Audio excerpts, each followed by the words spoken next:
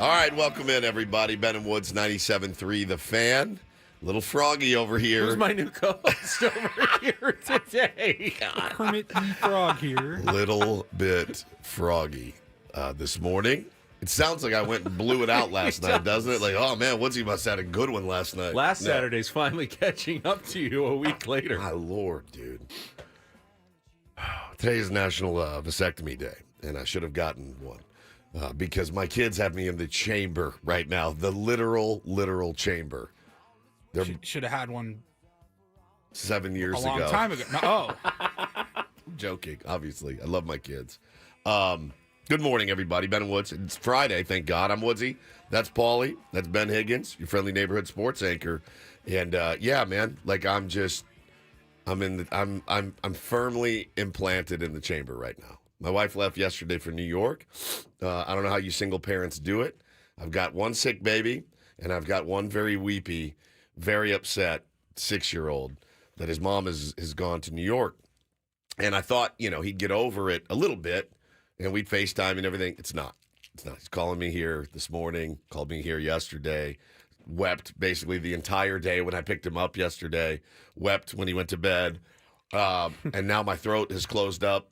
So I got nothing. Like it's a tough day. Just curious. So, I mean, is Hannah like off limits? Can he not call her? Even though, I mean, she's actually 3 hours ahead. She is, easier. And he did. Okay. He called her. I got a text from her. So no, definitely not. She doesn't leave and then shut down. But what I don't do when she's when she's gone, what I don't do, hey, Bo's she does it to me. I don't do it to her. Hey, Bo's really being difficult. Taylor's really sick. Like, I'm not trying to make her feel guilty when she goes because, listen, let's be honest, Paulie. What do we got? About 8 weeks, and then we leave for a week? You know what I mean? Like, We're gone for a week. We're gone Friday to Friday, and I don't want that thrown back on me. You know what I mean? So, and then I'm not going to. So quit asking. I woke up this morning and I just couldn't breathe. My throat like closed up. I'm like, but I don't feel bad. I feel great mentally, physically, other than my throat, feeling like it's about that, that much open, just tiny. So we got to figure it out, man. We got to figure it out. Oh, yeah. And Tier 1B George says, and this is the Woods that the afternoon audience will hear today. Welcome to the Ben and Woods program because we will be replaying this show. Yeah, good afternoon. We'll be replaying this show later in the day. About that drive home, am I right? Is it still slick out there? It's weird, right? When you're being replayed. That's a good point. I hadn't even thought about that. I know. So we're actually on right now. It's what, a little after 2 in the afternoon. That's right. Yeah, it's this is weekend. weird. I can taste it. It is almost there, everybody. You're just at the verge of getting to Saturday. This is amazing. So I gotta get it dialed in. I gotta get it figured out. I mean, you guys saw it. My phone rang. Hello? Again? You're still... I was like, oh no, my man's in the blender. He's 6. Then I go, again? Yes. Okay, what is it? Welcome to the torture chamber. I just can't get through it. I go, you absolutely can. You can and you will, and you're going to be fine. And I'll see you in 6 hours, and we'll go to Belmont Park and play laser tag or something. Like, you're to going be fair, fine. again, is probably not in the parenting handbook. No, it's not. Sensitively dealing with your children. It's tough. Well, I mean, after 24 hours, it's absolutely. After 24 hours, it's absolutely in the parenting handbook. Like, we had the talk last night. We had the talk this morning. He got up at 5. I said, hey, I need you to be strong and just go to school, go play with your friends, and I'll pick you up and we'll jam, right? 24 hours of this, man. You're going to get me. Like, you guys know how I am. I'm good for a while, but once you keep needling, once you keep asking, once you keep coming at me, then you're dead. For example, a couple years ago, you guys know the story of Period Man. Remember Period Man? My friend Stewie got a DM from a guy, and he said, hey, Woodsy, just bought a Fernando Tatis Jr. jersey, but they forgot to put the period on it.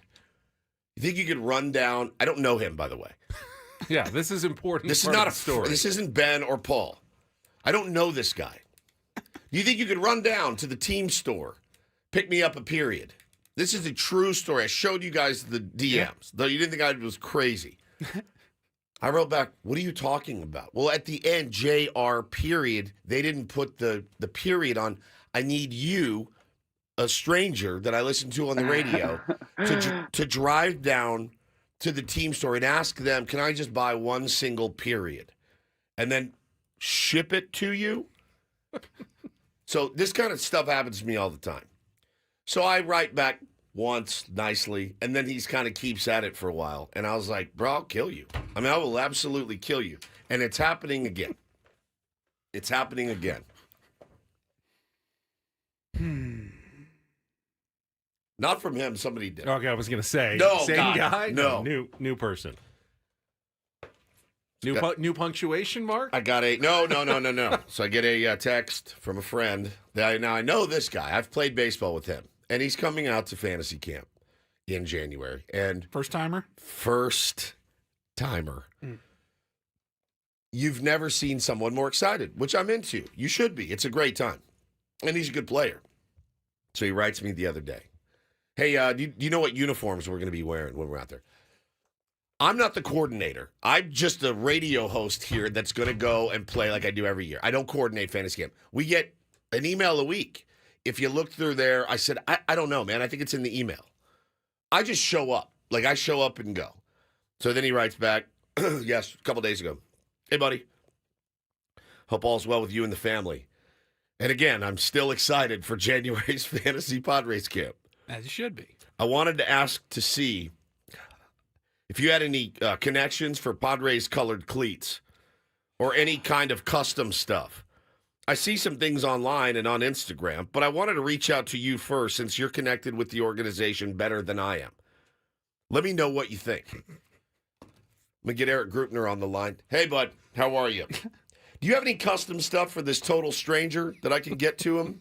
ASAP, I'll ship it. I'll come down and get it, and then I'll ship it to him. He really likes Fernando's Victus bat. Yeah, do you have any of those lying around? So then I wrote back, no, I don't have any connections to get custom stuff, right? Oh, God. And I said, so I just wrote back, I don't have any connections. He said, well, like, bro, you know I want to look fresh when I'm out there. It's important to me, and I want to match. I go, then have at it. Go do what you have to do to make sure you look good. Why in the world would you come to me to ask me how to dress you when you go to fantasy camp? On what planet? It starts and stops when he goes, I've been seeing a lot of things online. If you saw like, it, well, then go buy those. Just buy it. Buy it. So then he sends me a picture of one that he saw. I'm trying to find some of these. You sent me the picture with the mother effing price on it. You found it. But pay for it. Look. What's it say? What's it say? Says it's $200. You got the cleats right there. There you go. Pretty cool looking, You found actually. them. You found them. But you might Mission accomplished. You might be able to find them for $189.99 somewhere. Says trying to find some of these. I read that we cannot use metal spikes. Can you confirm that? Did you read it? It's confirmed. Confirmed in the email. Hey, I read in the fantasy camp guidelines that were sent to me that you can't wear metal spikes. Can you confirm? Confirmed! No, they were lying to you. They wanted to do riddles and mysteries. It's a scavenger hunt. And all you have to do is come to me for the real clues and answers. That's the whole gist of it. Then when you show up, come find me. I'll take you to your locker. Why do people do this to me? Why? You're the man of the people. Leave me alone. I just want to be left alone. Leave me alone. I can't stand it. Why? Yeah, I was wondering. I found some that I like. Was wondering if you could find them. I don't understand. You found it. Just buy it. If you like those cleats, then buy it. Why are you sending me the pictures of you're a grown man? He's older than I am. Steve in our chat, he's a little busy today. He wants to know if you can pick up his dry cleaning on the way home. And that you start piling texts and stuff like these on with what's going on in the real world, in real life, and like with your kids and stuff, and them not feeling well, and you not feeling well, and your wife being out of town. and you're like, I may not make it back. I may not make it back. So you need a nice, relaxing weekend. Do you know how impossible that's going to be? Unless I hit my kids on the head with a hammer and go to prison. The only place I'm going to get any rest is if I go to prison. That's it. In solitary. Sign me up right now. Paulie, I don't know what to do. I get these requests. Remember, I had the guy that texted me that one time, and he goes, "Hey, I know you met Jack White 10 years ago. He's on tour. Do you think you can get me tickets?" I'm like, I shook his hand in a restaurant. What do you want me to do? I swear to God. This stuff never ends, man. It never ends. So if you're listening, I really appreciate you listening to the show, guys. Please leave me alone, and especially when I'm not doing super great right now. Leave me alone. I'm begging you. Don't ask me for anything right now. I'm begging you. JH619 in our YouTube chat asks, how would Ben handle this? You would never respond. I would just pretend I never got the email or the message. Like, oh no, guess it didn't come through, and you would never hear from me. That's how I handle things like that. And then of course I never get them because people know I'm not as friendly as Woods is. I'm not as personable. Do I sound friendly not right this now? morning. Once I get pushed, though, I'm friendly until I hit my limit. Once I hit my limit, I'm done. I don't know how this is hitting at 2:12 in the afternoon, but I know how it's hitting at 6:12 this morning. It's insane. He's insane. These people are insane. I can't imagine. I always, when I get one like I put myself in those shoes, and I can't imagine. Now I know him. It's not like Stewie, who was just listening to me on the radio. That one was super. Now I know this dude, and I know I've known him for a while, and I know he's super fired up to come, and that's great. Leave me out of it. Like, you can be excited. Tell your wife how excited you are. Have her help you pick out the cleats. We'll see you out there. I'll see you out there, man. We're going to do a whole week with him. It's so bad. I ran into Tim Flannery yesterday picking up the kids at school. I told Flan about him. And Flan goes, "Oh, I don't want guys like that on my team." I go, "He's really good. He's a really good pitcher." And he goes, "Yeah, no, I don't want that." Dude, I mean, you're a good player. You're the first player ever traded in fantasy. Correct. Camp. It doesn't matter sometimes with these managers. He's going to dot me in the back if he listens to this. But I don't care. Just leave me alone. I'm begging you, man. Leave me alone. I'll see you at fantasy camp. We'll have a great time together. Make sure your locker is at the ass end other part of the locker room. Please. And now I'll beat myself up, Ben, because I feel like I've been mean. So there you go. Now that is really the rub for Woodsy. Every because time. Now you're going to feel guilty about it. Got too. people asking for some Clippers tickets. If you don't mind.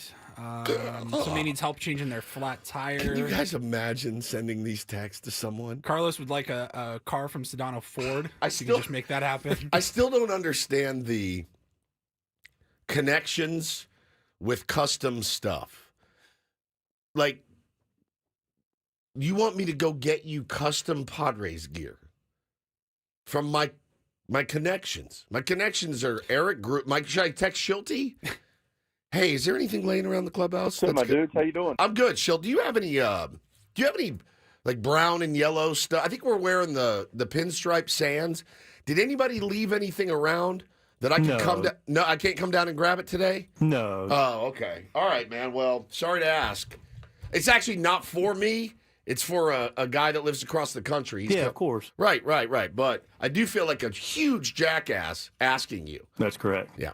I mean, if you're heading back to North Carolina at some point anyway, could you just drop it off for him on his way back? Skip. Hey, Woodsy, it's your pal.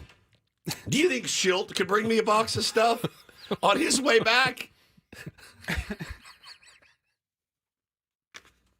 Feels good to get it off your chest a little bit. So That was 15 minutes. We got another 3 hours and 45. Are you going to be okay? I think so. You going to make it here today? It's not me. I'm worried. It's my kids I'm worried about. Good Lord. It's all all falling apart. We will set the menu for the program. Also, some exciting news. We have a couple of pairs of tickets for Monday's showdown between San Diego State and number 4 Gonzaga. So Now, this is where it's going to get weird when this replays right in the afternoon. Well, you know what? I don't mind. If you're listening in the afternoon, we've already given away the tickets. But go ahead and call in. I mean, the phone will ring probably. Otherwise, if you're listening live in the morning, You're going to have a chance to win coming up next. Our first pair of tickets for Monday night's game at Viejas Arena. It is all coming up next. A quick check of traffic with Kelly Danick, and we will try to fix Woods and his mentals this morning. My mentals are great. Leave me alone. Quit asking me for stuff. And we'll be back with Ben and Woods on San Diego's #1 sports station, 97.3 The Fan.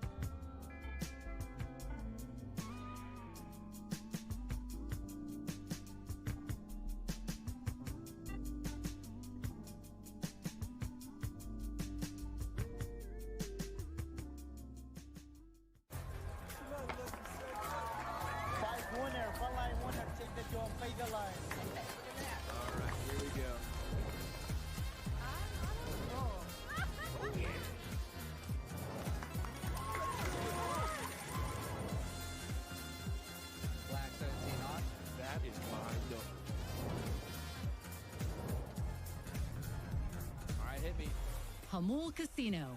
Fun above all else.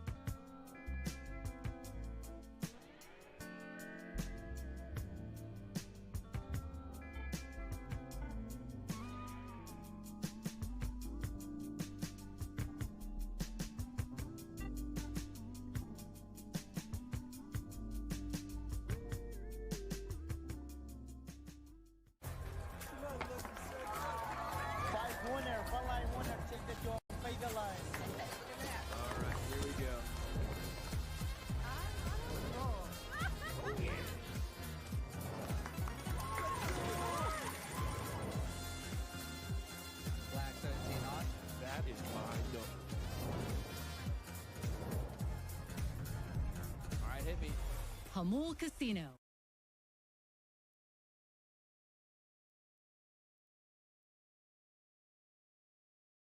Got to enjoy a lunch with our brand manager, boss Adam, yesterday. How'd that go? So it was pleasant. We got invited by the new athletic director. Well, he's been on the job for about a year, but hasn't had a chance to meet some of the local members of the media. So Kimya Massey, who's the athletic director at USD, did kind of a luncheon. Had some of the members of the media there to talk about just like, the program and media issues. Weird, I didn't get an invite. Did you not get an invite? No. They would have loved to have had you. Oh, I bet they would have. Get your thoughts on USD athletics. So, Adam came with me, and we sat in the hospitality suite at Fowler Park, which is just what a brilliant ballpark that is. We got to play there for was it fantasy camp? Yeah, we got to play there for fantasy camp. If you haven't ever been, there's like dorms just beyond the right field fence, So which sick. have to be, at least in my mind, maybe the coolest dorms in America. If you could actually have a window that overlooks the ballpark and live there while you're in college, what a gorgeous campus Great that campus. is.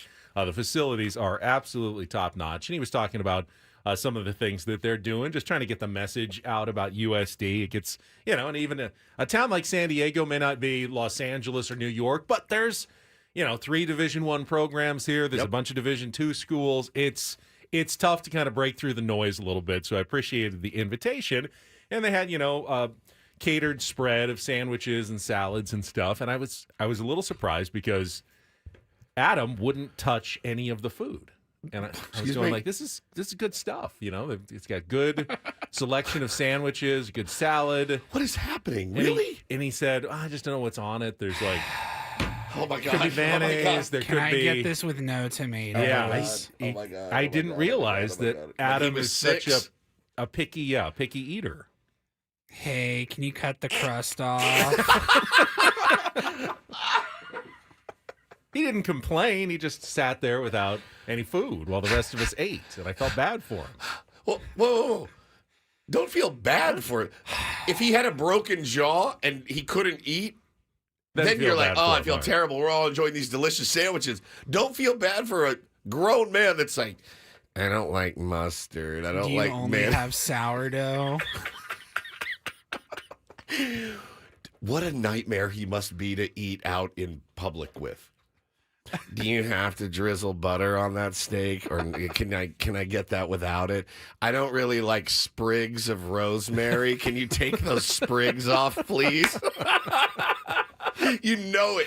You know it's happening. You know it's happening. So he just sat like arms folded and didn't eat. Yeah, pretty much. I mean, It's a sandwich. it was just, a variety of different sandwiches, but it wasn't build your own, so you had to just eat what You just was grab on what's there. there. And I did. I'm dead, dude. What a gold mine he is. He's a bigger gold mine than you are. He's unbelievable. So is he? I'm wondering. Is it It's not nutrition. No. Because he said, "Is there anywhere around here I can go get lunch afterwards?" You so are kidding me. I sent him to JV's Taco Shop, which is a great institution there on Moreno, right by USD. I said, yeah, big portions, you're going to like it. He said, oh, great. That's perft for me. He is wild, But dude. wouldn't eat the sandwiches. That's unreal. Is that rude not to eat the sandwiches that are provided at a luncheon? Gosh, a good question. Is it rude? I don't know guess that not. rude I mean, is. If he you're didn't not complain, so he was hungry though. That's he the was thing. hungry. He was hungry. God, I'm dying. To spurn your nose at a sandwich. It's a sandwich. I mean, when you're placing an order for a luncheon, you're like, They were kind of gourmet sandwiches. sure, but yeah. like what you don't do is you're like, ooh, I know what we'll do. Let's do duck l'orange for everyone. No, like you're like, let's get sandwiches because everybody likes sandwiches. You ever met anybody that didn't like sandwiches? My wife's not the biggest fan, I'll be honest. I mean, when I They're the was like best. 8, I wasn't a big sandwich kid. Is that right? Yeah. Like I Even didn't peanut like butter and PB jelly? and now I didn't I like still peanut butter don't and jelly. like I still PB&J. love Can't PB&J. stand it, to be Not honest. a But PB and J guy. Sandwiches never a are fan. some of the best food options out there. It's at just least to me. it covers everything. I could have a sandwich at 5 a.m. before the show. Yep. I could have one at 8 o'clock at night. Yep, midnight. Anywhere drunk in between. 3 a.m. Yeah, It doesn't matter. it's always good. You can get a meal in your sandwich, like meatballs. You can get steak in your sandwich. That's a meal. You can get something light. You can just get, BLT or something, like something, a club sandwich, whatever. There's so many different options. What kind of Grilled sandwiches? cheese is elite.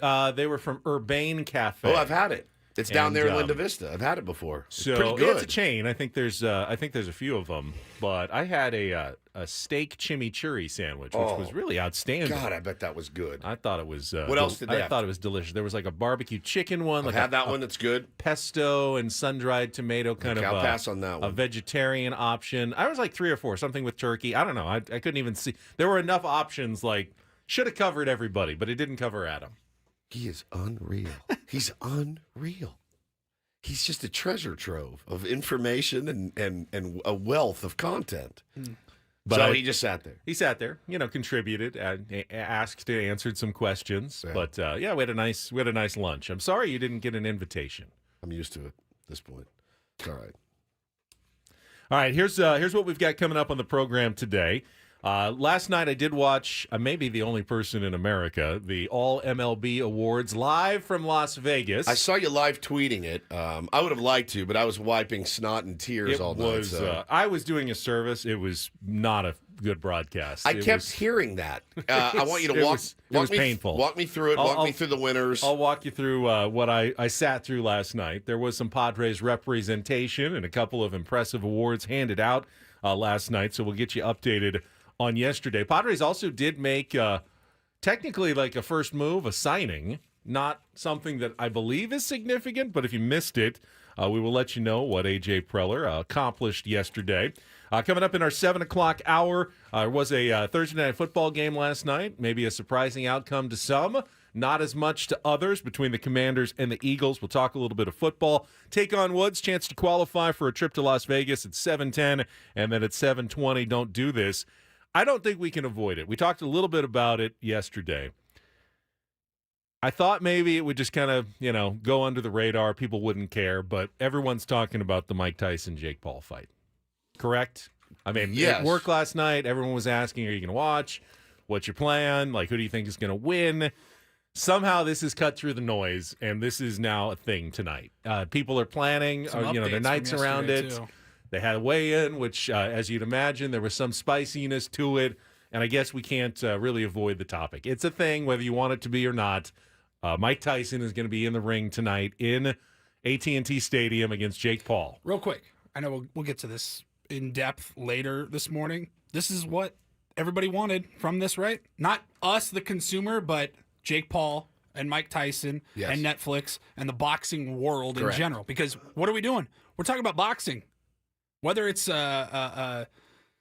fabricated, Mike Tyson, 60-year-old Mike Tyson versus some YouTube streamer. If that's how you view it, fine. Either way, you're talking about boxing on a Friday, which we don't usually do. I don't really care much about the outcome. All I care about is replaying that interview that he did yesterday with like a 12-year-old girl. We will do that as and well. dissecting it for 45 minutes. I have never in my life seen anything like what I saw yesterday. It was incredible. I must have listened to it 50 times. I mean, the outcome is irrelevant. Correct. It's not going to decide any, big-time heavyweight championship of the world. It's undoubtedly problematic. Undoubtedly. And the fact that there's so much interest in it is a bit of an indictment of where we are Correct. as a society. As a society. Yeah. I mean, Hawk 2 is number 2 podcast in the world. So. But that's where we are here on a Friday. Yep. So, and if you're driving home right now on our afternoon replay, you're heading home, getting ready to fire up the Netflix Yeah. and maybe turn it on. You're only a couple hours away. We'll talk about it coming up at 7:35. We've got our second half of the show. We've got Paulie Reindl's Reindl Report. We will get you some more Aztecs tickets. In fact, let's give away the first pair right now to Monday night's showdown Let's at go. Viejas Arena. Yeah, number 4 Gonzaga coming to town to take on San Diego State, biggest non-conference home game of the season. And we've got 2 tickets to give away right now. If you're listening live in the morning, 833-288-0973, 833-288-0973. We'll take the 5th caller. Start dialing your chance to win San Diego State basketball tickets for what is undoubtedly going to be a raucous environment at Viejas Arena. I'm planning to be there on Monday as well. You're so lucky, man. I'd love to go to that game. Looking forward to it. So call in now, and we will come back with some Padres talk, MLB Awards show, and more next here with Ben and Woods on 97.3 The Fan.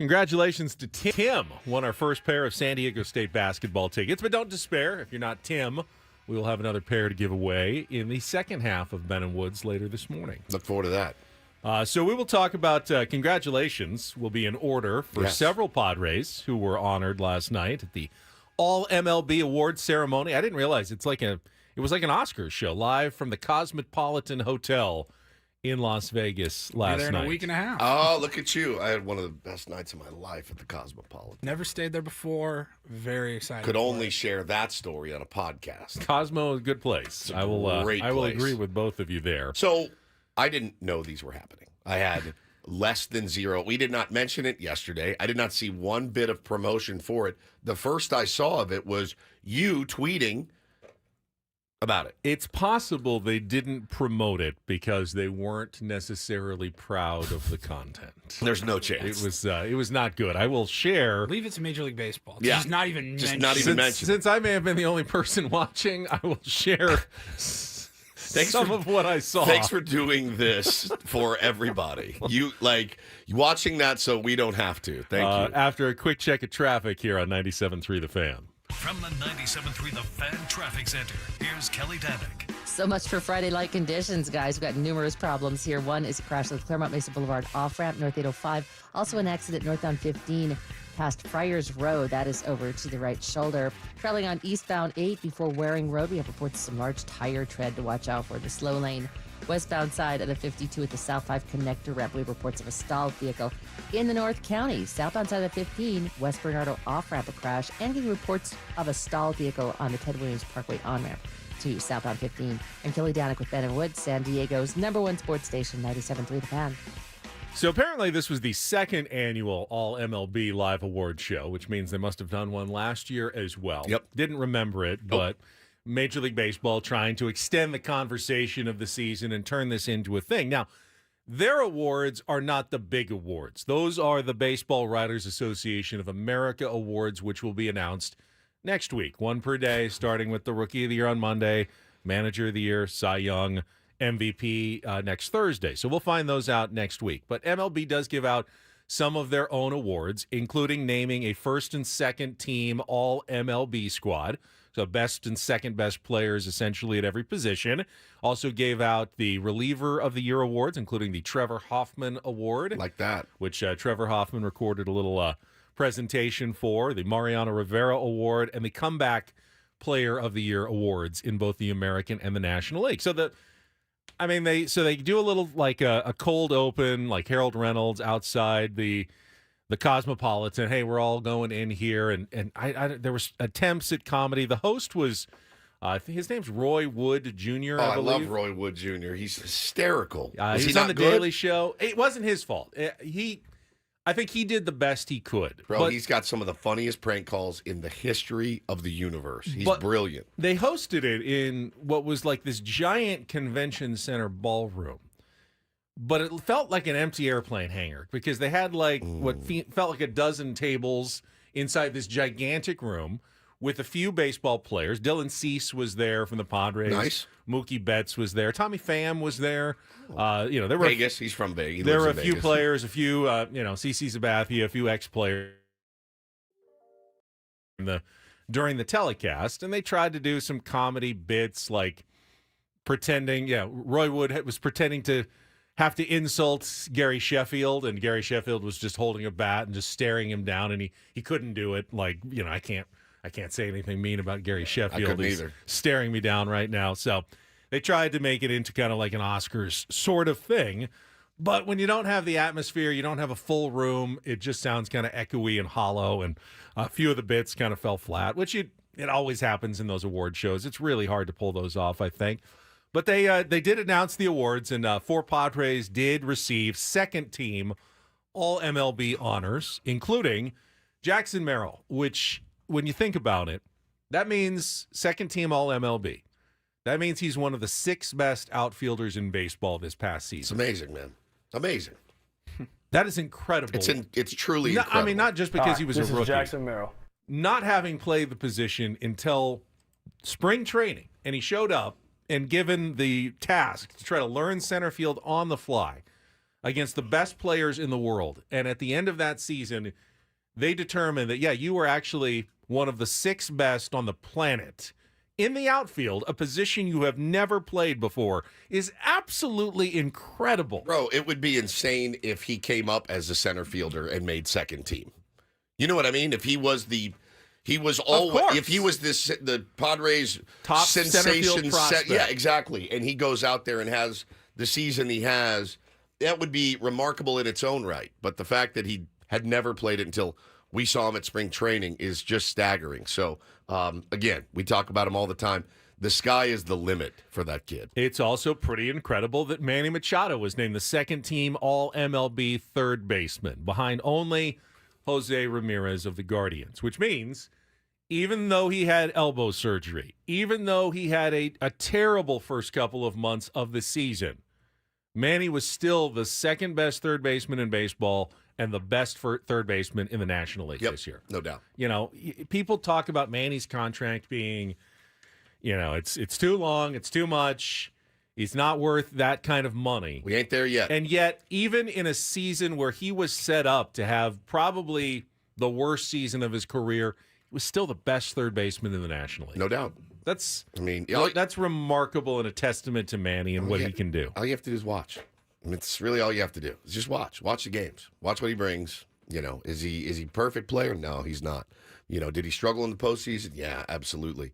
But, you know, with the start he got off to, managing to play 152 games, hit 29 bombs, 105 RBI, and the defense that he played. I know, you know, the defensive metrics and his range and maybe balls he doesn't get to, but if I'm a pitcher, there's nobody on the planet I want there. Nobody. They hit it down there, you're pretty much going to get that out. And then I was at one game last year where it was like he kind of had to jump, like it was like a half jump, and it went right off his glove. And I was sitting down the third baseline. Remember that? Yeah, it's jarring. And the ball just trickled into the left field. Jarring. And I was sitting there, we were down the left field line, down the third baseline with my wife, and I go, oh my God. Yeah, it was like, that's like you might have a better chance of winning the lottery than being at a game and watching Manny Machado make a routine error. Remember the throwing error in the playoffs? Yeah. It was like, it's like jarring. it shocks you. It wasn't like he laid out and it went off his glove or whatever. It's right at him. Right You're at like, him. That you may never see that again. Yeah, no doubt.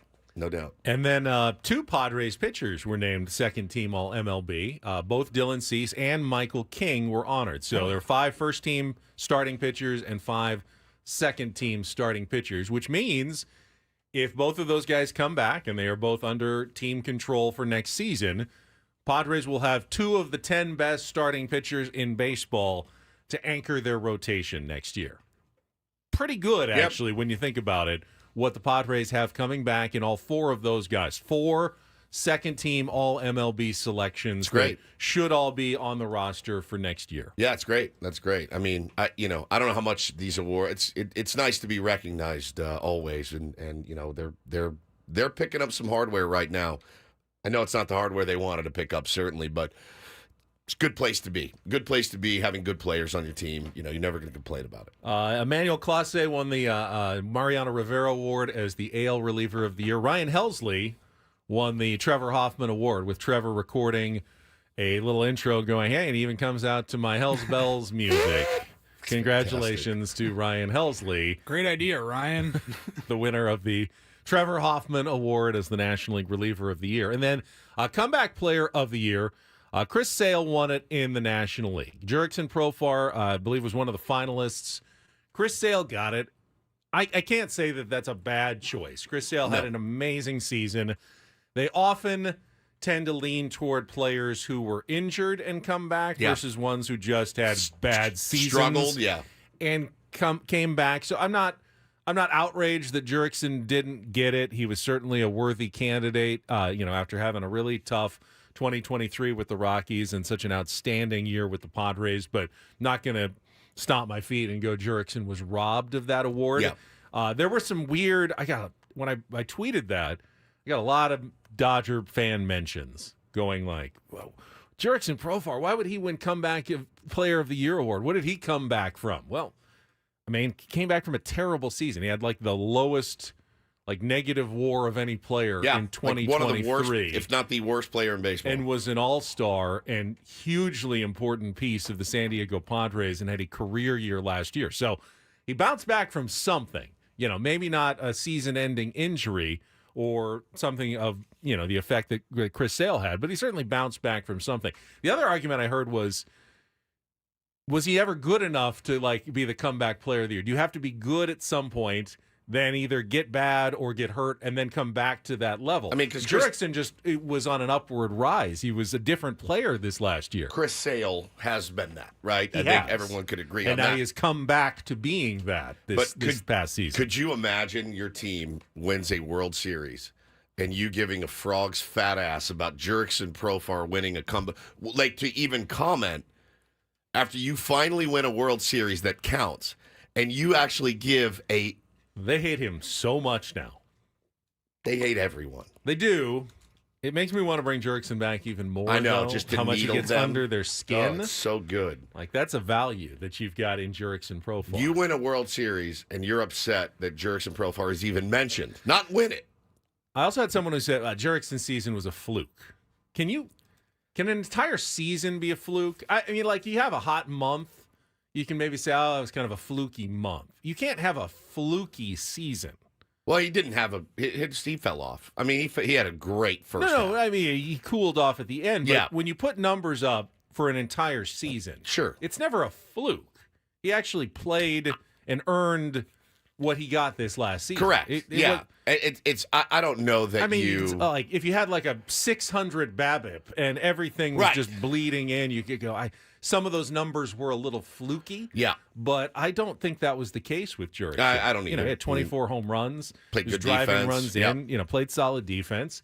It wasn't a fluky No, season. yeah. It was an unexpectedly good season. And I don't know that he's going to replicate it again, but that doesn't make it a fluke. I think that I would push back. I'd say if you're a career, I don't. This is not for Profar. If you're a career 230 hitter, 230 hitter, and 9 home runs, that's kind of your average season. And then 1 year you hit 285 and 22 home That's an runs. outlier. It's an outlier. It's an outlier, but it's not a fluke. Jurickson, They're kind of the same, aren't they? No, I don't think so. I think over a whole year, Jurickson gets credit. He did the work, put in the work, pulled it off. Stayed with what his philosophy was. Hey, this is who I'm going to be this year. I'm going to stick with it. It worked for him. That's not a fluke. That's executing your plan the way you wanted to execute it over the course of the season. Yeah, you can have a fluky game. You can have a of real course. fluky game. Of I course. mean, You those have are a fluky week. fluky You week. can have a fluky month. The fluky season is tough to do. I think so. You're kind of locked in, but yeah, that's so funny. Padres also made a move yesterday. Ooh. Did they announce? I don't know if they announced it, but I saw reported on social media that they have signed first baseman Trenton Brooks to a minor league contract. So welcome to the Padres, Trenton Brooks. Now for an analysis of Trenton Brooks, here is Stephen Woods. Trenton Brooks is a first baseman by trade. His name is Trenton. His name is Trenton, last name Brooks. He was a He's on Giant. minor league contract. He was a Giant. Made his debut with the Giants last year, right? Bringing him home. I don't think He's from here. He's I think he did make his debut. Alpine native, attended Granite Hills High School. Oh, I bet you're excited. Hit 302 with 10 home runs for AAA Sacramento last Never season got to call in the up? Giants system. I didn't. Oh, no, he see- did. He did. Oh, yeah, batted 120. all right. 120, 3 hits, 1 RBI, 4 walks, 6 Ks, 25 ABs in the big leagues. Limited sample size. He is 410 on base percentage though in the minor leagues last year, which he is 29 years old. which indicates he at least has a fairly good grasp of the strike zone. Doesn't strike out a lot, walks a lot. It's the direction that this team is going. Contact, not striking out a lot, which, hey man, helped him win a bunch of ball games last year. Except for the ones that we wanted to win. He's certainly not the rock upon which you build your season, but he's also someone you might see in the big leagues at some point next year, depending on injuries, depending on, a number of factors. He's a camp body right now. You know what At I mean? this point, So, yeah. that's all he is. Yeah, he's got an opportunity to show up at spring training and see if he can be one of the 40 pieces that AJ Preller and Mike Schilt Yep. will need for next season. But I hadn't heard of him until yesterday. Had you? Yeah. Not someone that's going to get you, buzzing or talking. But there are always guys. As I said yesterday, Tyler Wade was not someone we talked about in the offseason. He was simply one of those minor league contract pickups that the Padres made. And, he contributed. Was he a star? No, but he helped the Padres win some games. There's no doubt about that. Could Trenton Brooks help the Padres win a couple of games next year? Probably not. Probably but, not. He might. So that's your move from yesterday. Remember that name. All right, we'll come back. Second hour of Men and Woods includes our Take on Woods game, a chance to qualify for a getaway to Las Vegas. Just talking about Las Vegas. Also, had Thursday Night Football last night. Big performance in the fourth quarter from Saquon Barkley. Talk a little football and more coming up next on San Diego's #1 sports station, 97.3 The Fan.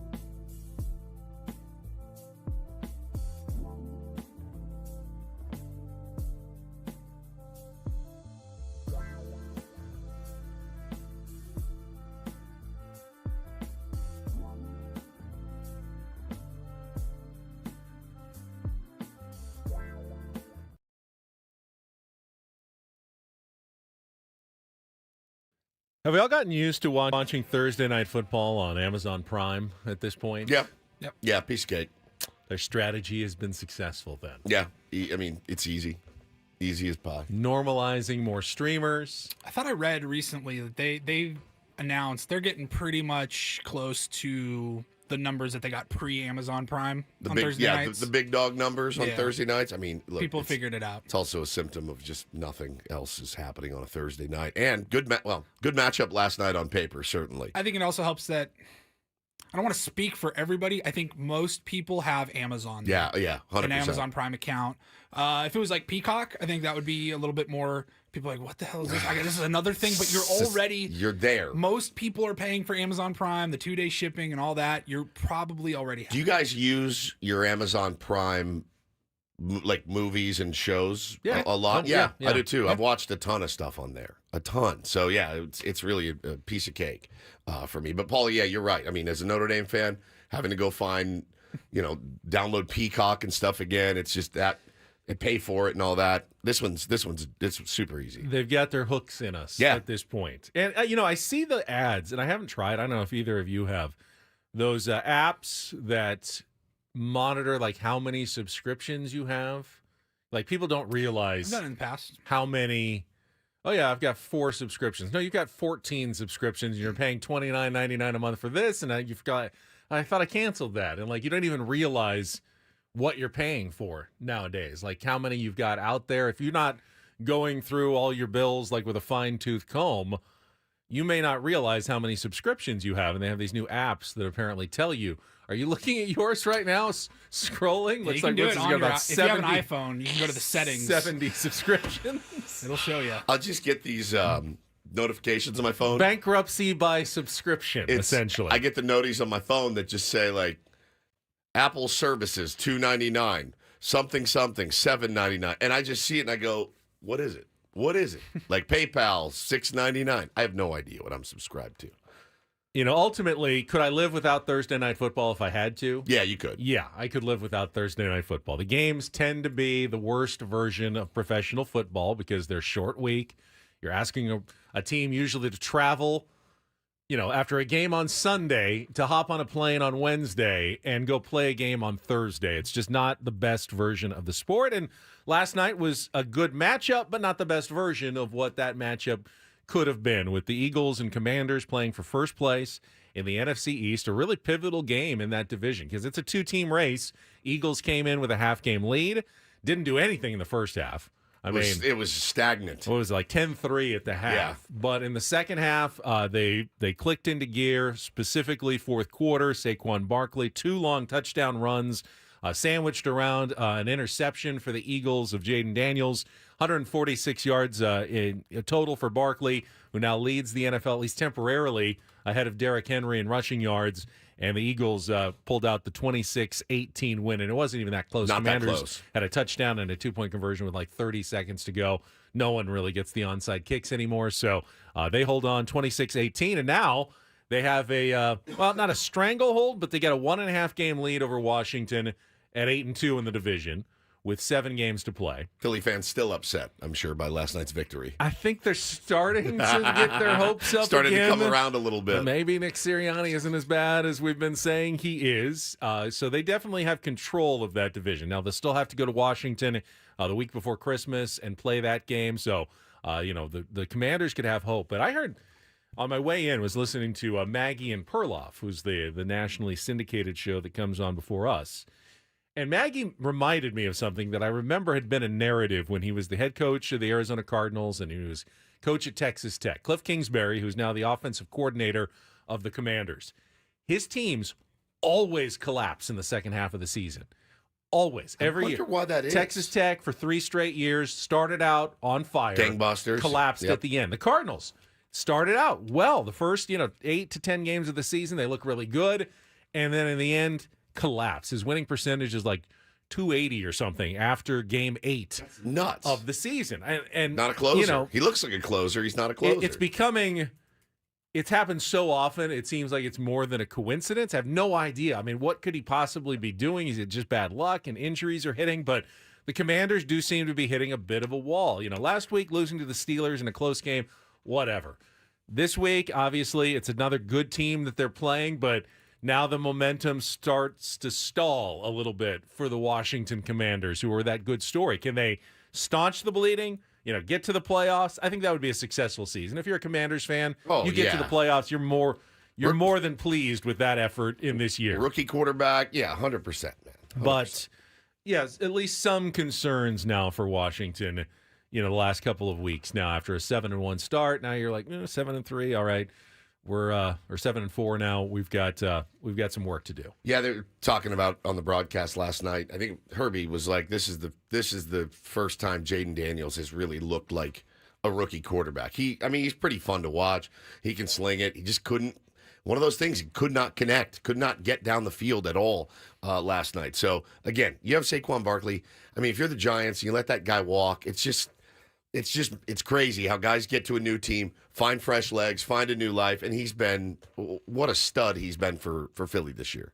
All right, need a contestant for Take on Woods if you want to play our musical trivia game against Woodsy with a chance to qualify for a trip to Las Vegas. Call us now, 833-288-0973, 833-288-0973. We'll play our game here in just a couple of minutes. I also watched some basketball last night. So I watched the MLB Awards, I watched Thursday Night Football, and I turned on the San Diego Clippers game of the G League. They were playing the Valley Suns, and I don't know how much I'm going to get into it. Obviously, you've been talking about Front Wave Arena. Wasn't a big crowd last night, but it certainly looks like a cool venue. I can't wait to get up there and check it out. I had good reports from some friends of mine that I sent. They said it was a lot of fun. And the product is not bad. G League basketball, just from my eye, is a pretty good form of basketball. But what I hadn't realized is that they've altered some of the rules. They do some of experimentation, like baseball does in the minor leagues with the automated ball and strike system and the testing of the challenges. They test out new things. For instance, for most of the game, you don't shoot 2 free throws when you get fouled. You shoot 1, and if you make it, you get 2 points, and you miss it, you get 0 points.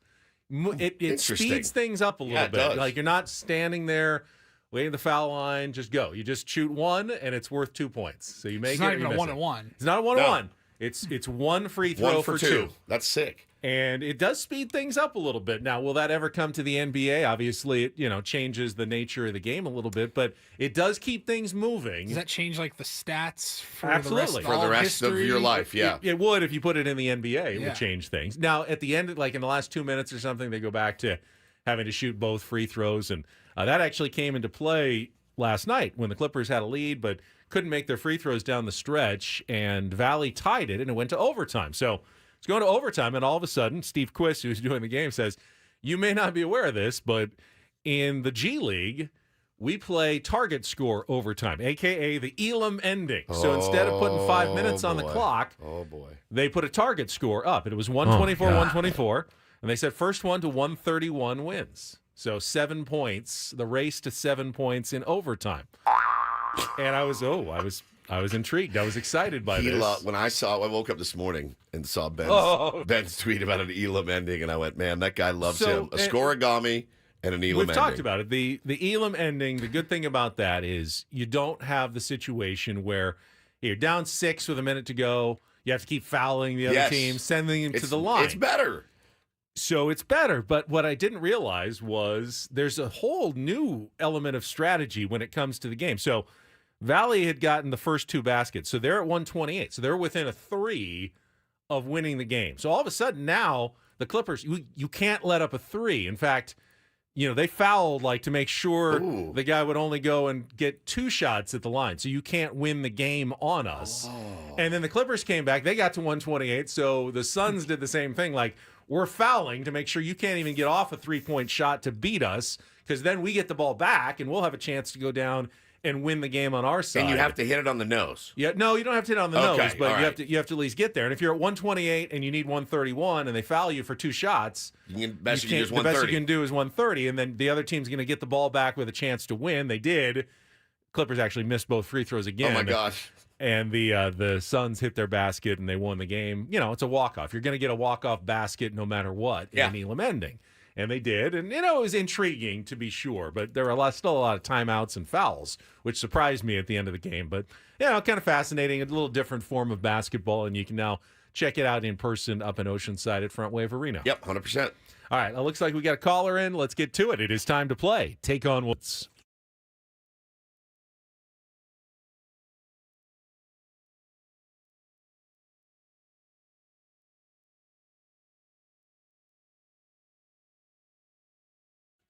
Feels like this week's have been a bit of a struggle on Take on Woods, even for Woodsy as well. Maybe some tough categories, but we got a good contestant, Roger, on the line. Take on Woods is brought to you by Valvoline Instant Oil Change. It only takes 15 minutes. You don't have to get out of your car. For directions and discounts, go to SoCalOilChange.com. That's SoCalOilChange.com. Roger, good morning to you. How have you been? Good morning, fellas. I'm great. Thank you. All right, let's see if we can qualify you. You beat or tie Woods. We will put you into the grand prize drawing for the 2-night stay at the Westgate, Las Vegas, and 2 tickets to Soul of Motown and a $150 food and beverage credit. Check out the Westgate $70 million in room renovations and the Motown show. You can get your tickets at westgateresorts.com. All right, if you have, maybe you're listening to our replay this afternoon and are not familiar with the Take on Woods rules, you have 5 questions, 60 seconds. It's musical trivia. First questions are 2-second song where you try to identify both a song title and an artist from a short bit of music. Contestant goes first, then Woods goes, same questions, and we just compare the scores. Now, to give our contestant the advantage, we let Roger choose the category. Here are your choices, Roger. Get into the rhythm. 5 song titles and artists that include the word rhythm. A cromulent category. Those are 5 hit songs with made-up words in the title. And our new category is On the Compass, song titles and artists featuring one of the 4 directions on a compass. So get into the rhythm, a cromulent category, or On the Compass. Roger, what would you like to play? The second one sounds interesting. A cromulent category. That's a Simpsons reference of a word that was made up on that show. But today we have 5 hit songs with made-up words in the title. I gave you the rules, so all you need to do is the best you can. You can pass if you don't know one. We'll come back to it if there's time left on the clock. Roger, are you ready to play? I am. Let Woodsy have the category. I will also give Woodsy the category. Roger likes to up the degree of difficulty because he is one of our best players. Paul, you ready to go? I'm ready. All right, 60 seconds on the clock. Your time begins when Paul plays the music. Good luck, Roger. Let's take on Woods. Bring it. Getting jiggy with it, Will Smith. Correct. Shaggy says they call him Mr. This in a 1995 Jamaican fusion hit. Boombastic. Correct. Phil Collins went all the way to number 1 thanks to what alliterative but totally fabricated song title from 1985? Studio. Correct. Which 1999 song and album from the Red Hot Chili Peppers also became the title for a Showtime television series starring David Duchovny? Californication. Correct. Destiny's Child prominently sampled the Stevie Nicks song The Edge of 17 for which number 1 hit from 2001? Bootylicious. Oh, Wow. A sensational 5 out of 5. Well, Woods can't beat that. So, Roger, you are into the drawing for Las Vegas. You just heard all the answers. You don't need me to give them again. So let's see if Woods can match that. All right. It's Roger, which you know what that means. You get the category. Oh, I do. Yes, that's right. Roger's a But I'll fair also just let you know, he already went 5 for 5. Oh, so great. you have All right. no So, room for error Very here. cool. Tie is the best we can do. All right. The category is called a cromulent category. Do you know what that means? No. Too tired for this. What? What is it? Song titles with made-up words in the title. All right. Like cromulent. All right, 60 seconds on the Wait, clock. Like what? Cromulent is a made-up word. So are all the song titles include a made-up word. Okay. 60 seconds on the clock. It's a It's time. Simpsons reference. Yeah, I so know. I knew you that's- wouldn't get it. That's fine. Some people got it out there. 60 seconds on the clock. Time begins when Paul plays the music. Good luck, Woods. Let's take on Roger. Bring it. Getting jiggy with it, Will Smith. Correct. Shaggy says they call him Mr. This. And then- Boombastic. Correct. Phil Collins went all the way to number 1 thanks to what alliterative but totally fabricated. Sussudio. Correct. Which 1999 song and album from the Red Hot Chili Peppers also became the title for a Showtime series starring David Duchovny? Californication. Correct. Destiny's Child prominently sampled the Stevie Nicks song The Edge of 17 for which number 1 hit in 2001? Roger got it. Got plenty of time here. We can just 30 seconds. Just enjoy ourselves for a little bit. You know, Destiny's Child.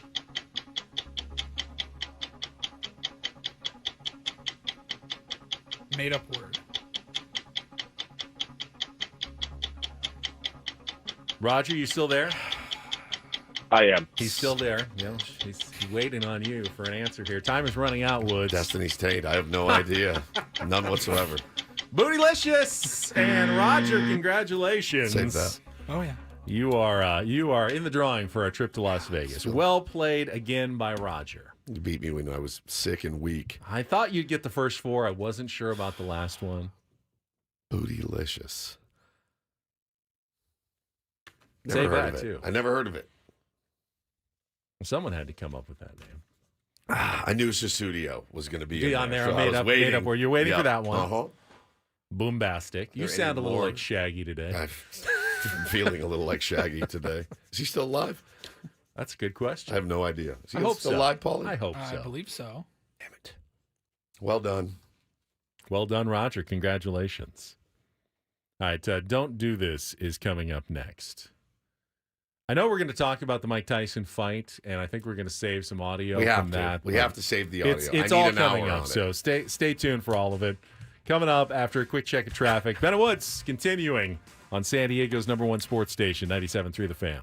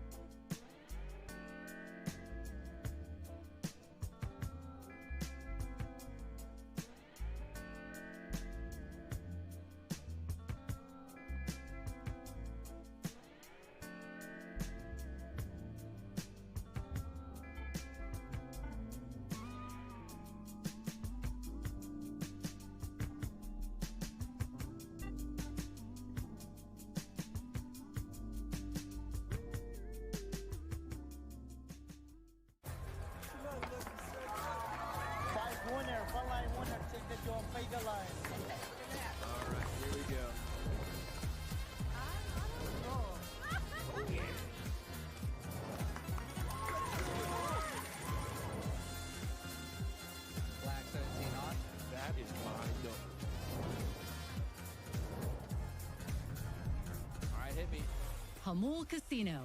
Fun above all else.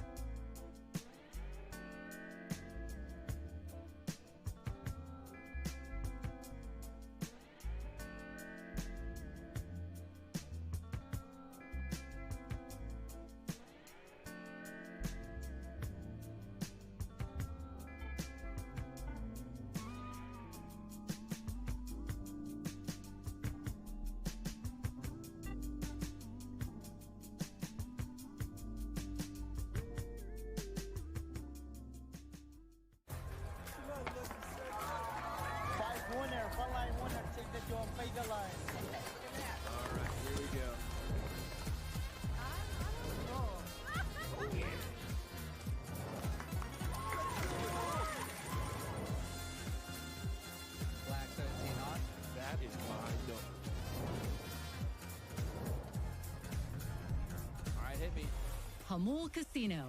Fun above all else.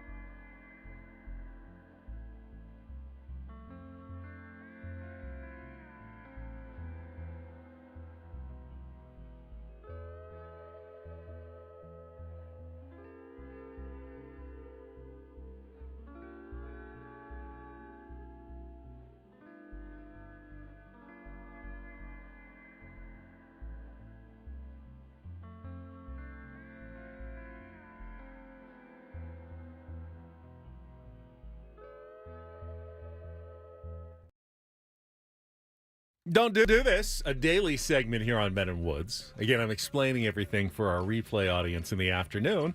Couple of stories from the world of sports that make you shake your head. Something good as well. We call it Do This. I will get us started. This is just a random podcast story that made me laugh. So Carmelo Anthony hosts a 7 p.m. in Brooklyn podcast, and his co-host, the kid Miro. Love Miro. You love Miro? He's hilarious. Who is he? I don't know him. He used to have a show on Showtime, like a pop culture, hip hop, sports, politics, like a late night show. He's like an entertainer. Yeah. He's not an athlete or anything. No. A rapper. He's like Brooklyn to the core, huge Carmelo fan and buddy, and now they have a podcast. Nice. So Miro and Mello. So Miro asks Mello for someone famous who's expressed fandom about, his play. And Carmelo's answer was a surprising one. He said, in 2011, I was in a locker room, and legendary musician Stevie Wonder was there. And he said, Stevie Wonder said, I love watching you play, Carmelo. And Miro laughed, and Mello said, no, he totally told me. He loves watching me play basketball. He's a big fan of watching me play basketball. I've heard that rumor for years. I mean, that's a thing. It's a rumor that he actually can see. How would he watch? That's I know. the mystery here. I understand. And that's the don't do this part of this story. Stevie Wonder, of course, is blind. He's blind. Allegedly. Can't watch anybody play basketball. Allegedly. Dr. Dre told a really funny story about working with Stevie Wonder, and he's like, bro, clocks don't really exist to Stevie Wonder. Like, it doesn't really matter what time of night, really, night and day. So he would be calling me at like 4 o'clock in the morning, like, all right, well, let's get to work. He's like, dude, I'm dead asleep. Like, I know this is different for you, but it's not. Did Carmelo lie? I don't know. No, I don't think he did. It's possible that Stevie Wonder Does he just troll people? Appreciates like basketball and hearing about someone's exploits. Sure. And can just say, I love watching you play. Like, that's just an expression that maybe he uses. Yeah. So it's possible Carmelo is telling the truth, but it just sounds really That's a good one. Awkward. If you want to bet on the big fight tonight, it's Jake Paul against Mike Tyson. I mean, it's crazy how much time that we're all devoting to this. We have to play that interview for you next that Mike Tyson did with a 12-year-old girl. Now, listen, these guys are making some serious coin for this fight, certainly. But where we, the betting public, could make some money is with some of these prop bets. Now, obviously, we remember Tyson Holyfield, Benjamin. If you wanted to bet on Jake Paul getting bit tonight, just bit, plus 550. That's it. That's it. That's a pretty, short odds. Right. But for something that's happened like once in boxing. That's right. That's right. Ever. And it's minus 1,000 that Mike will keep his teeth to himself tonight. You could actually bet on if he does get bit, where would he get bit? Bit on the nose is plus 150. Bit on the ear is plus 200. Bit on the cheek is plus 400. Bit on the shoulder is plus 500.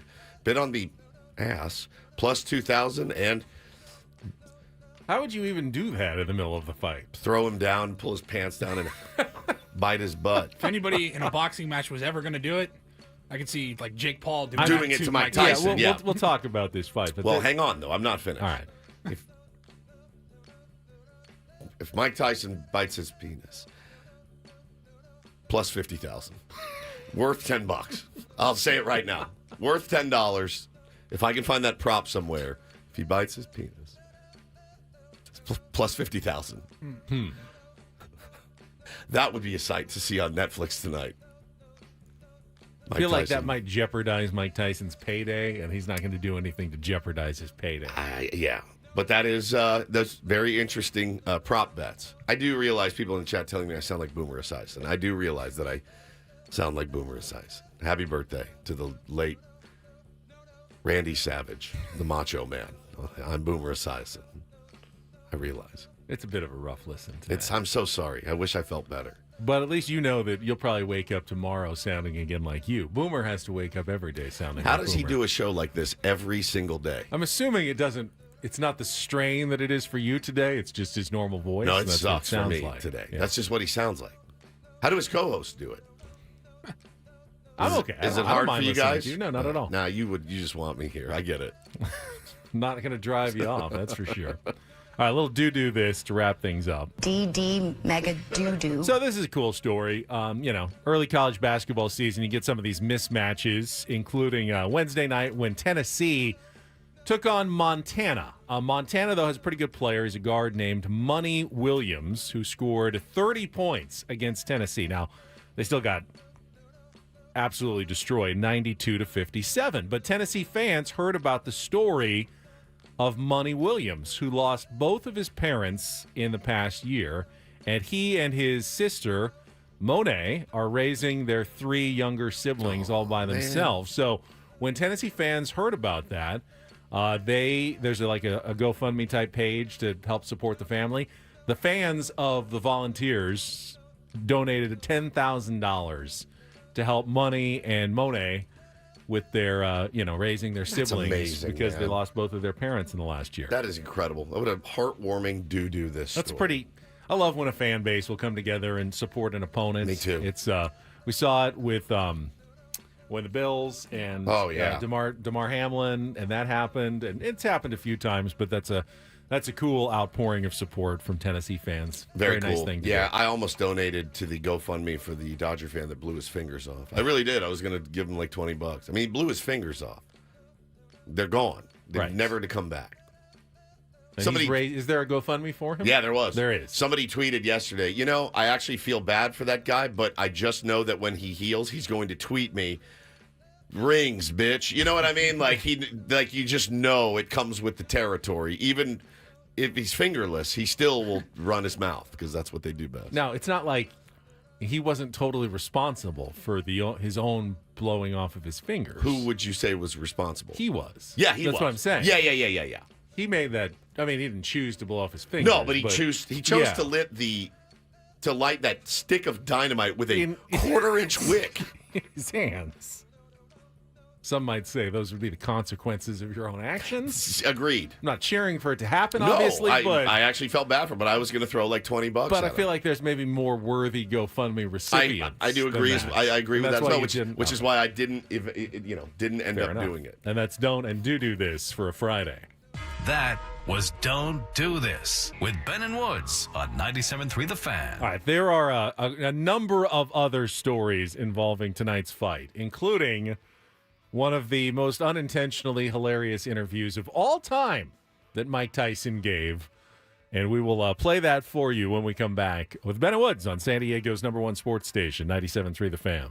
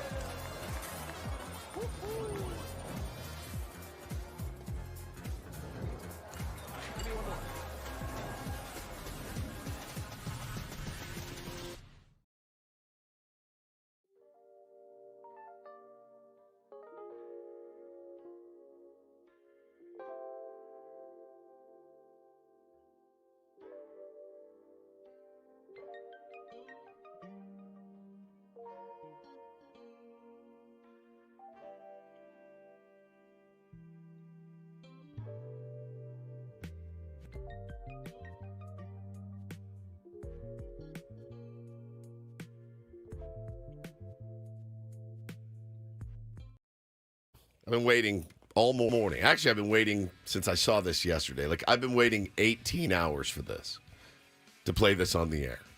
Because I could not believe what I saw. Well, that's the thing. And I'm usually the resident skeptic here. I'll look and go, all right, what's the real story here? It's amazing. And this happened to me a bunch yesterday because, everyone's intrigued by the Jake Paul, Mike Tyson fight. But is it going to be a real fight? Kimberly Hunt was asking me last night at Channel 10, are they just going to script it? Like, do they already know who's going to win? And I said, well, technically it's a sanctioned boxing match. So there should be it's not WWE. It's not theater. They should be going in and competing in the ring, and the best boxer wins. But there's a part of me that doesn't believe that this is real, that they have already orchestrated everything. And, take yesterday's weigh-in. Did you see the weigh-in? Of course. So you couldn't miss it. The two guys weigh in, stripped down to their skivvies.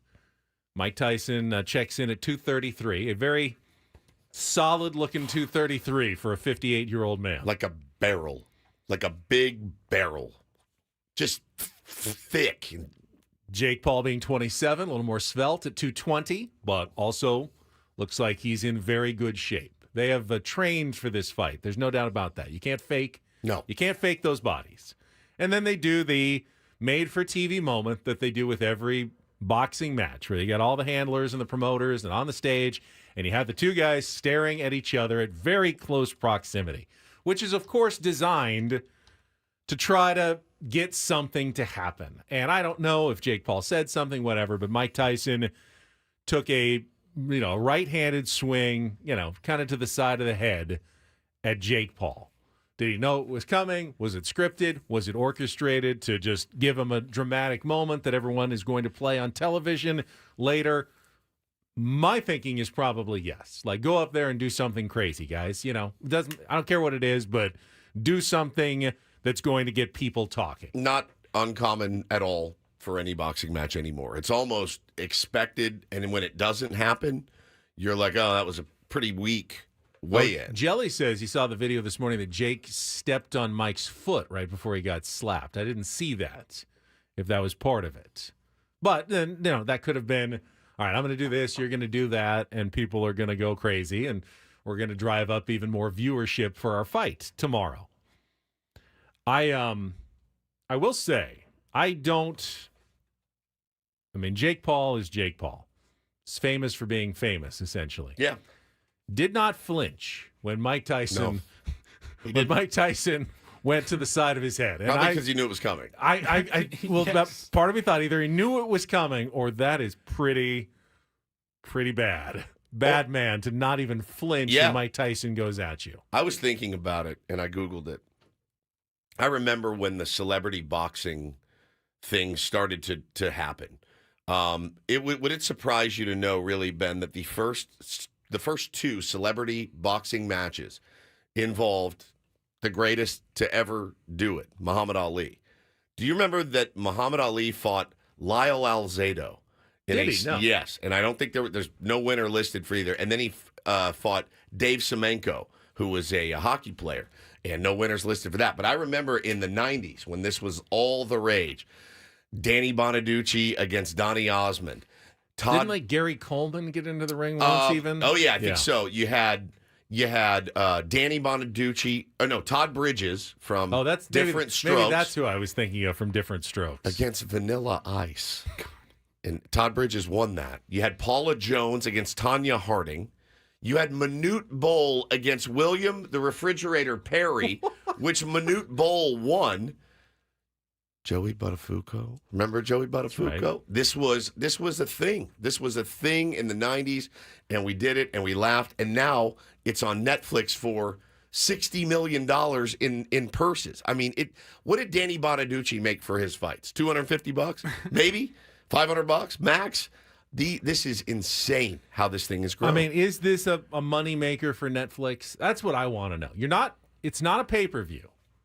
If you have a Netflix subscription, it's included. You're in. So you're already in. Is anyone actually signing up for Netflix that wouldn't have otherwise just for this fight? So Probably, but a few, but enough to pay for $60 million. Well, you get for promoters the two and sponsors and things like that. But look, trust me, I don't know how they make money on this. I mean, I just don't know like how I. Now they're also expected to be 60,000 fans at AT&T Stadium. Yeah. So that's a revenue right there. I don't know what they're charging for the tickets, but there's definitely money to be made, and it's embarrassing. It's not embarrassing for. Here's the thing. It's not embarrassing for Jake Paul and Mike Tyson. No. It's embarrassing for all of us. It is. I am almost humiliated as a member of society that this is not just a thing, but a thing that is going to be successful tonight, that I'm probably going to watch. People I know are going to watch this. I will, too. I kind of want to be in the loop on this. And I'm pretty sure. I wonder how many tickets were sold. I mean, they say 60,000. Sold out. Yeah, I mean, I don't know. I'm not if sold they're out, distributing tickets, if they're charging through the nose for tickets, I have no idea. But it's going to be a lot of people there. And I'm pretty sure that if I do turn it on, I'm going to be cheering for Mike Tyson. Right. And that's problematic too. Yeah. It's problematic that Mike Tyson is in some ways the hero of this story. We know the story of Mike Tyson. I broke my back. It's not a good story, people. It's not. This is not a heroic figure in American sports. It is weird how some people can get through the muck and come out on the other side, and some people just never do. And you go from convicted felon who went to prison to now you're in the hangover and everybody thinks you're hysterical. It's very, very interesting how that happens. Now, for the most part, just looked StubHub. You can get in the door tonight for $67. Okay, not bad. Like way up. 30-yard line-ish, all the way up. Ooh, Janine, good point. And then $2,400 to sit close to the ring. Just as it feels like Gladiator. Yeah, you're watching two, not great human beings duel it out, except they're not fighting to the death. But I don't know, man. It's certainly captivated a lot of people. And, but if you're like an actual boxing fan, this isn't going to be a good, technically solid fight. Neither of these guys are, well, Tyson was, but he's decades past his prime. And Jake Paul is a sideshow. He knows how to box, but he's never going to be, heavyweight champion of the world. This is not a professional level fight. We talked about it a couple of days ago, and I think it was maybe Tuesday. We mentioned this, and we were all surprised when I looked up the betting odds that Jake Paul was the heavy favorite. Heavy favorite. And Mike Tyson was like plus 225 odds. And since then, I checked yesterday, the betting experts, everybody that's putting money on it, they've all come to back Tyson now. He's moved up. He's still not the favorite, but he's gone from plus 225 to plus like 170. Yeah, SD Jelly says Tyson had the redemption tour with his one-man show. Yeah, of course. I remember that. I mean, Ben said it. I absolutely will be rooting for Mike Tyson tonight. And I won't think twice about it. I'm looking it up. I'm going, has Mike Tyson really redeemed himself? He has launched a foundation to help children from broken homes, the Mike Tyson Cares Foundation. He has We Too Matter, a charity Tyson and his family created to help formerly incarcerated women. Maybe he has done, some stuff and worked on rehabbing his, second chances are great. We all love second chances. No doubt. Well, I want to get to this. All right. This is what I've been waiting for. We will check traffic when we come back. The interview that, the fact that it even happened to begin with is problematic, but it'll go down as one of the most legendarily awkward interviews of all time. Yeah. After traffic here on 97.3 The Fan. From the 97.3 The Fan Traffic Center, here's Kelly Danick. Traffic is sponsored by Valvoline Instant Drive-Thru Oil Change, your trusted instant drive-thru oil change. Just a couple things to mention here, guys. Crash has cleared from the Plaza Boulevard off-ramp, northbound 5. Getting reports of a collision on westbound 52 near Mast Boulevard, but not showing if lanes are blocked. Cordell and Cordell traffic cam shows a trash can bouncing around in lanes on northbound 15 just before Miramar Road. Stop by any of the 30 San Diego Valvoline Instant Oil Change Centers. You don't have to get out of your car, and it usually only takes 15 minutes or less. Plus, get a free courtesy check of your tires and battery. Visit SoCalOilChange.com for directions and discounts. SoCalOilChange.com. I'm Kelly Danick with Ben and Woods, San Diego's #1 sports station, 97.3 The Fan. All right, so whoever thought that this was a good idea, I mean, could have been a don't do this segment to be sure. But as part of the promotion for the Mike Tyson Jake Paul fight, they had, like Kid Journalist Day and an opportunity for like a 12-year-old? 13-year-old girl. You see that at media days Yeah, now. sure. You see it at the Super Bowl, It's good bit. World Series. It's fun, yeah. And she had an opportunity. I don't know if she got a chance to interview Jake Paul, but she had a chance to interview Mike Tyson. I don't know what to say, how to introduce this. Well, Woods, do you? She asked him what I thought was a really good and insightful question. And the joke that was being made all day was Mike Tyson gives an interesting answer, but has clearly forgotten that he's talking to a kid, a 13-year-old Well, in your girl. return to the ring for this fight, you are setting a monumental opportunity for kids my age to see the legend Mike Tyson in the ring for the first time. So after such a successful career, what type of legacy would you like to leave behind when it's all said and done? Well, I don't know. I don't believe in the word legacy. I just think that's another word for ego. Legacy doesn't mean nothing. That's just some word everybody grabbed onto. Someone said that word and everyone grabbed on the word, so now it's used every 5 seconds. It means absolutely nothing to me. I'm just passing through. I'm going to die, and it's going to be over. Who cares about legacy after that? What a big ego. So I'm going to die. I want people to think that I'm this, I'm great. No, we're nothing. We're just dead.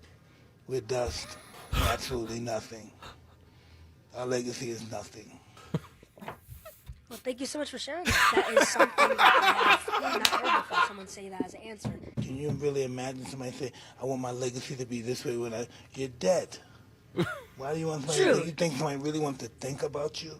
How true. What's the audacity? I think, I want people to think about me when I'm gone. Who the cares about me when I'm gone? Well, my kids, maybe, or grandkids. True. All your loved ones. She was fantastic. Oh, my God. By the way, she was fantastic. Better interviewer than me. Maybe even better than Ben. She knocked it out of the park. I mean, for awkward interviews, she's clearly better than me. I mean, she handled that with aplomb. Aplomb. You would have started getting nervous and talking over him. She was just doing the kind of the nod along, like, okay, interesting I hadn't answer. thought of that before. Yeah, All wow. right. It's a really, really interesting answer. I loved it so much. And he's looking at her like nihilist Mike Tyson. It's just like, I mean, think about your kids coming to you, Dad, what do you want to do for dinner?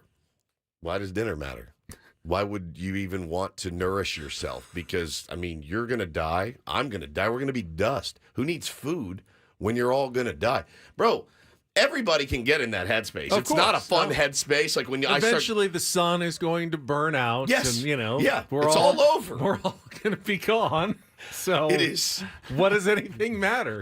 You know what I should have done last night? Between the tears, I should have been doing this with Bo last night and him crying, oh, Mama's gone. She's in New York, and I'm just so sad. Well, what does it matter? You're going to be dead. I'm going to be dead. Mama's going to die. Everybody's going to die. It's just a speck of dust in this universe. It's just a speck of time. You're actually going to waste your tears on your mother, who will die, and your father, who will also die, and your brother will all be dead. It's gnarly. Like, she's looking at him like, nothing you do will ever never matter in the long haul of the universe. It was absolutely incredible. I would like to hear it again, Paulie. Well, in your return to the ring for this fight, you are setting a monumental opportunity for kids my age to see the legend Mike Tyson in the ring for the first time. So after such a successful career, what type of legacy would you like to leave behind when it's all said and done? Great question. Well, I don't know. I don't believe in the word legacy. I just think that's another word for ego. Legacy doesn't mean nothing. That's just some word everybody grabbed onto. Someone said that word and everyone grabbed on the word, so now it's used every 5 seconds. It means absolutely nothing to me. I'm just passing through. I'm going to die, and it's going to be over. Who cares about legacy after that? What a big ego. So I'm going to die. I want people to think that I'm this, I'm great. No, we're nothing. We're just dead. You're dead. We're dust. We're absolutely nothing. Our legacy is nothing. Well, thank you so much for sharing that. That is something that I have not heard before. Someone say that as an answer. Can you really imagine somebody say, I want my legacy to be this way when you're dead? You're dead. You think somebody really wants to think about you? True. What's the audacity? I think, I want people to think about me when I'm gone. Who the cares about me when I'm gone? Well, my kids, maybe, or grandkids. The chat has pointed out she's a very good listener, Ben. You could probably learn really, a thing or two from her. really elite listener. In her mind is saying, "Get me out of here." That's what I've got to think. Get me out of here. But she knocked it out of the park. I mean, it was so legendary. Nihilist Mike Tyson. Yeah, somebody says feels like some ayahuasca might have taken place. The whole killing of the ego thing. But listen, if you had no ego, you wouldn't fight. If you had no ego at all, you would turn down this fight, right? You're fighting for ego and money. But what is money? Mostly money. Yeah, but what is money good for? A lot of things. Yeah, keep you from dying. Well, you see, but you don't care that you're going to die. Apparently We're all not. going to die. So I mean, the circular logic can go round and round and round, and that's what ayahuasca allegedly does. It kills the ego. But I don't know that I buy it because Aaron Rodgers is a huge fan, and he still has a massive ego. Mike Tyson, massive ego. Very interesting answer. Very interesting answer. I just think maybe we'd all be better off if we follow Mike Tyson's lead. Well, people. Will the Padres sign Roki Sasaki? Doesn't matter. What does it matter? We're all going to die. He's going to die. Yeah, we're going to die. Everybody's going to die. Yeah. I mean, you can live your life that way. It has got to be difficult. But holy cow. Aztecs Gonzaga, who's going to win on Monday night? Doesn't matter. What does it matter? Everyone's going to die. It's all going to be over. Yeah. Yeah, this is, Andy says it. If you're talking about not wanting an ego, then you have a massive ego, I think. That's kind of where it is.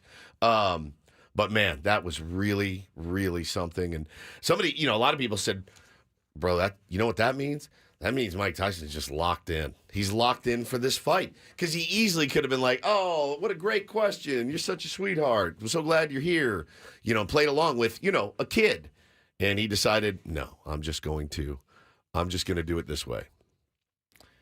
They got us, I think, though, for the fight tonight. Oh, yeah. Yeah. It's 5 p.m. our time or 7 p.m. our time? I believe 7. 7. I think the Walkouts. broadcast starts at 5, but there's undercards, and it should start around 7 our time. All right, good.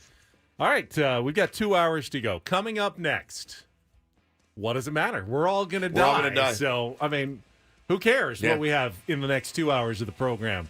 We're all dust anyway. Coming up next, whatever. Who cares? Who cares? With Ben and With Woods. Ben and Woods on 97.3 The Fan.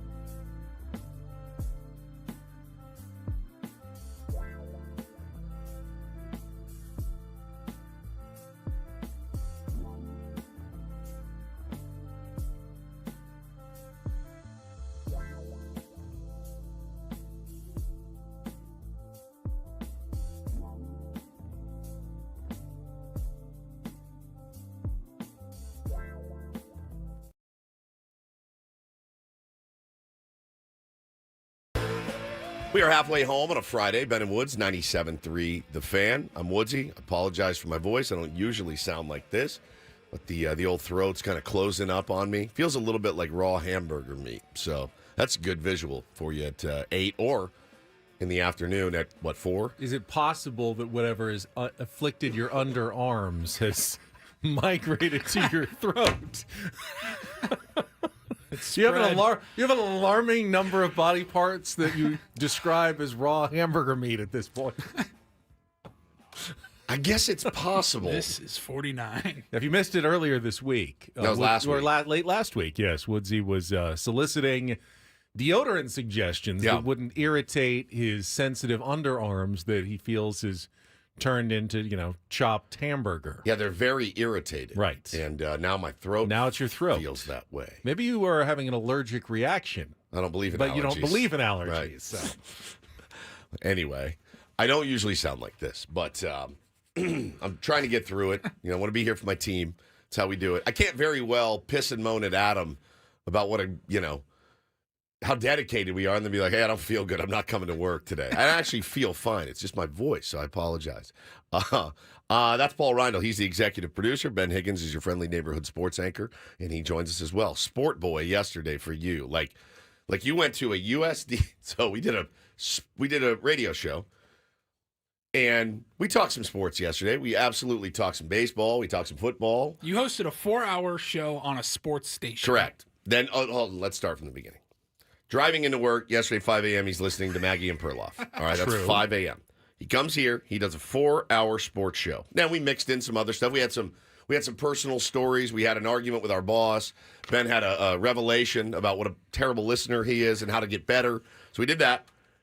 You leave here. No, first then I had about a 40-minute conversation with Tier 1 Devin. That's right. Who is a San Diego State student who had a project and needed to interview a local member of the sports media trying to get into the business. So you're talking sports with them. Talked sports with Devin and talked radio and basically how to get into this business, which I don't know the answer to. Correct. I always feel bad because I don't know the answer to that question. I'm just in the business. I don't know how to get into the business.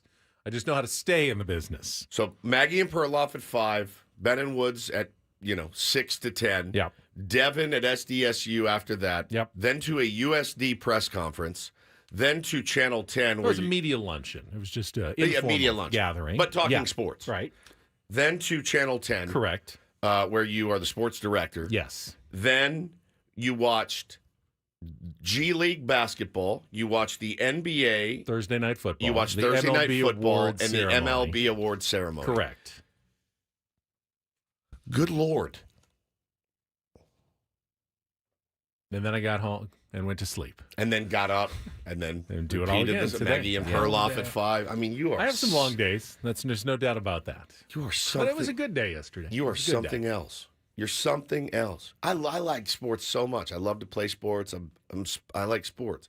I can't even imagine watching that much sports in one day. Like last night, I had Thursday Night Football on. I did too. It became a blowout at the end there. I know the final score we talked about. It was a little bit closer. Right. But Eagles dominated the Commanders. Right. Halfway through the fourth quarter, I go, I'm done. Turned it off. And you know what I didn't do? I didn't search out a college basketball game. Right. You didn't flip on the G League NBA, like I the did. G League. It's like time to watch a movie or a television show and wind down a little bit. So Satan's you can break away from sports. It's okay. Yeah. Get you. I watched a documentary yesterday. I watched a documentary about Elvis Presley's 68 comeback special. It's on Netflix. Fantastic. 2-hour documentary. Brilliant. And I feel better for it. Satan's Blowfish said, so what did you tell him, Devin, when he called? And then Chris said, you definitely don't have to be an active listener, Devin. What did you tell Didn't Devin? even hear half of Devin's questions. Yeah. Actually. Just waiting to bloviate. We had a fun conversation. I kind of asked him, his story. He's transferred from Grossmont. He's a junior now at San Diego State. It's a communications class. Okay. And just kind of so what I never understand is, because, I didn't study this in college. I was a poli-sci major. I was an English major. You were an English major. So Polly, what was your major? Communications. So a little right? bit, Polly's yeah. got some. So what did they teach you in communications? Because that's what I was asking Devin. Like, what do you learn nowadays? Because it feels like even if I had studied communications, everything changes. Like I don't when remember I anything started from, like, Com 101. I did take like some journalism classes though, and I learned a lot of good stuff there. When I started, we used reel to reel in radio, like big long reels of tape. I wouldn't have done it. I would not have done it. Like anything you learned back then is completely irrelevant obsolete. now. And what we use now is probably going to be obsolete in like 10 years. So Well, you just have to continually learn and reevaluate and you just have to keep up with stuff. And it's hard, like now if you ask me to sit where Paulie is sitting and touch, run all the buttons, I used to be able to do that. I couldn't do it now. And I have not kept up with that. And I sometimes feel bad about that. So I told Devin, like, the more you know, the more you understand and able to run things behind the scenes, make yourself invaluable. Get your foot in the door, make yourself invaluable, and then pursue what you want to do in this business once you're here. Learn everything about that. I mean, I did it too. I did run my own board but I was just a jock. I just talked for 30 seconds, 45 seconds, a minute tops at a time. But having to edit audio and doing all that stuff, it's why I'm so glad that we have Paulie, because I didn't want to do it. I hated that part of the job. I hated it with a passion. I just wanted to come on and try to entertain. But I always felt like I was a fraud. When I first started, like in television, I didn't know how to edit video or anything like that. I literally had to teach myself. I never had a class in any shape or form. And I'm not even sure I still know exactly how to do it, but I've kind of muddled around and figured it. I found my way to do it, to figure it out. I have no idea if it's the right way or the way they teach how to do it. It's just the way I know how to do it at this point. So kind of a self-taught broadcaster. And I'm always fascinated by people who are more school-taught broadcasters. Yeah, I mean, I don't know. Like, I think about some of my favorite jocks that are in this town or that I grew up listening to, and honestly, I do feel like a lot of it was just trial by fire. They're like, all right, you want the afternoons on the weekend, go ahead and try it, and somebody hears something they like, and you can build on it. They threw me in. Day one, I'd never been a DJ in my life. I'd never been on the radio in my life, but I had 4 other people around me. But when it was time to be a jock, no producer, no nothing. You're on Monday. Here's the songs that you're going to play. Go play them. Say something interesting. And then it was just like, you want to talk about standing on the edge of a cliff and being like, whew, all right. Like, it was terrifying. At the same time, I think all of us want to feel like whatever we have chosen to do as our profession is not something that you can just step in and do. You have to be proficient. You have to be technical. You have to have an understanding of it. But in some ways you don't in radio. They just threw you in. Threw me in. And obviously you weren't you didn't know everything. And you've gotten better, but I would say that getting your foot in the door is obviously an absolute, it's on the Mount Rushmore of how to get into this business, for sure. It's right there at the top. Yeah, take any gig.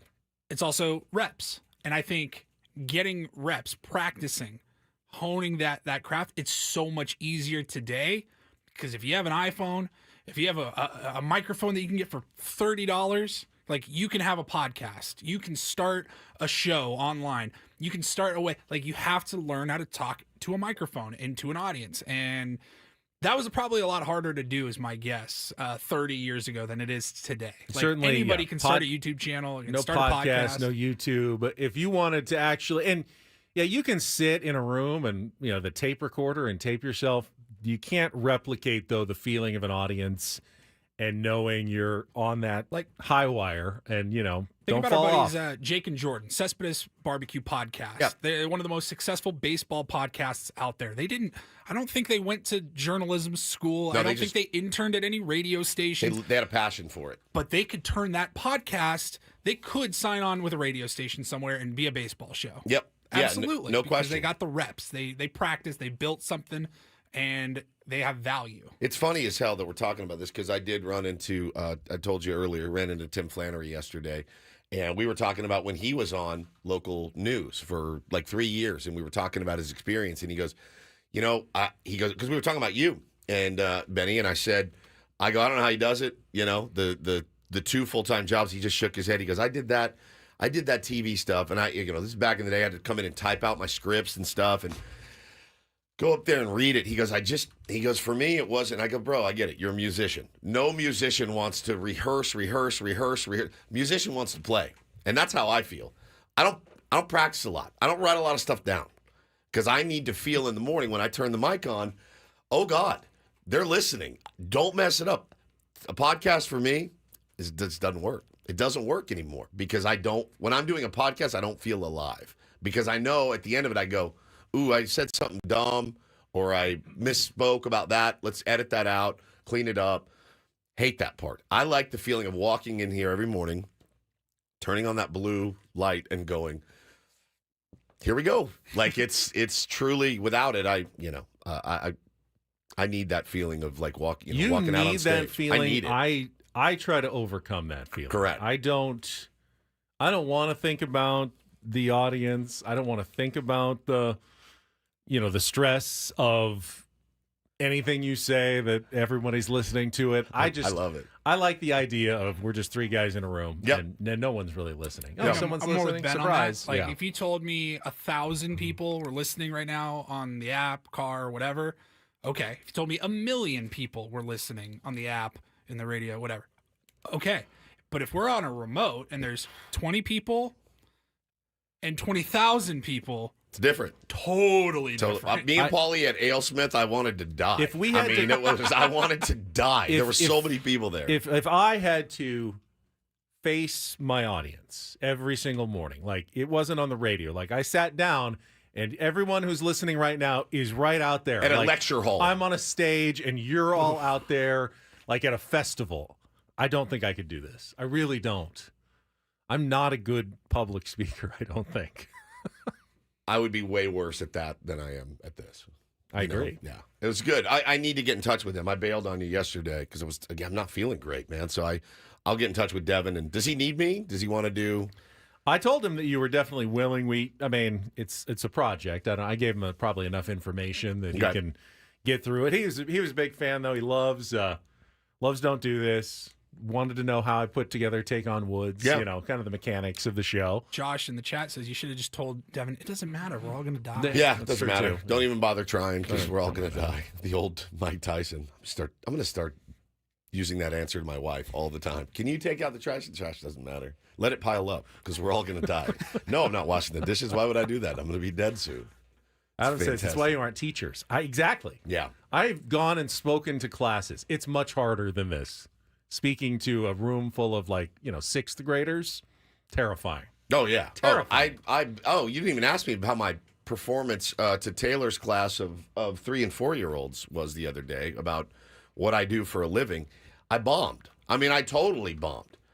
It was horrible. I completely soiled myself because I was nervous to talk to 4-year-olds. Because they don't know what the hell a radio is. They have no idea. So and may never know, actually. Yeah, they may never know.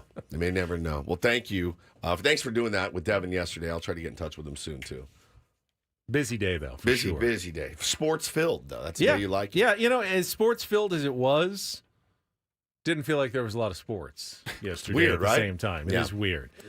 Still to come, I can do my look ahead. I did prepare my sexy Saturday college football lineup for you. We also have more giveaways coming up. Paulie, do you want to, shall we do the Reptile Expo or the Aztecs Gonzaga tickets next? Let's do Reptile. Reptile Expo, the surprisingly popular ticket prize we've been giving away this week. Last chance to win tickets to the Reptile Expo. We will get to that coming up. And then at the bottom of the hour, Woodsy found something on X. We're dead.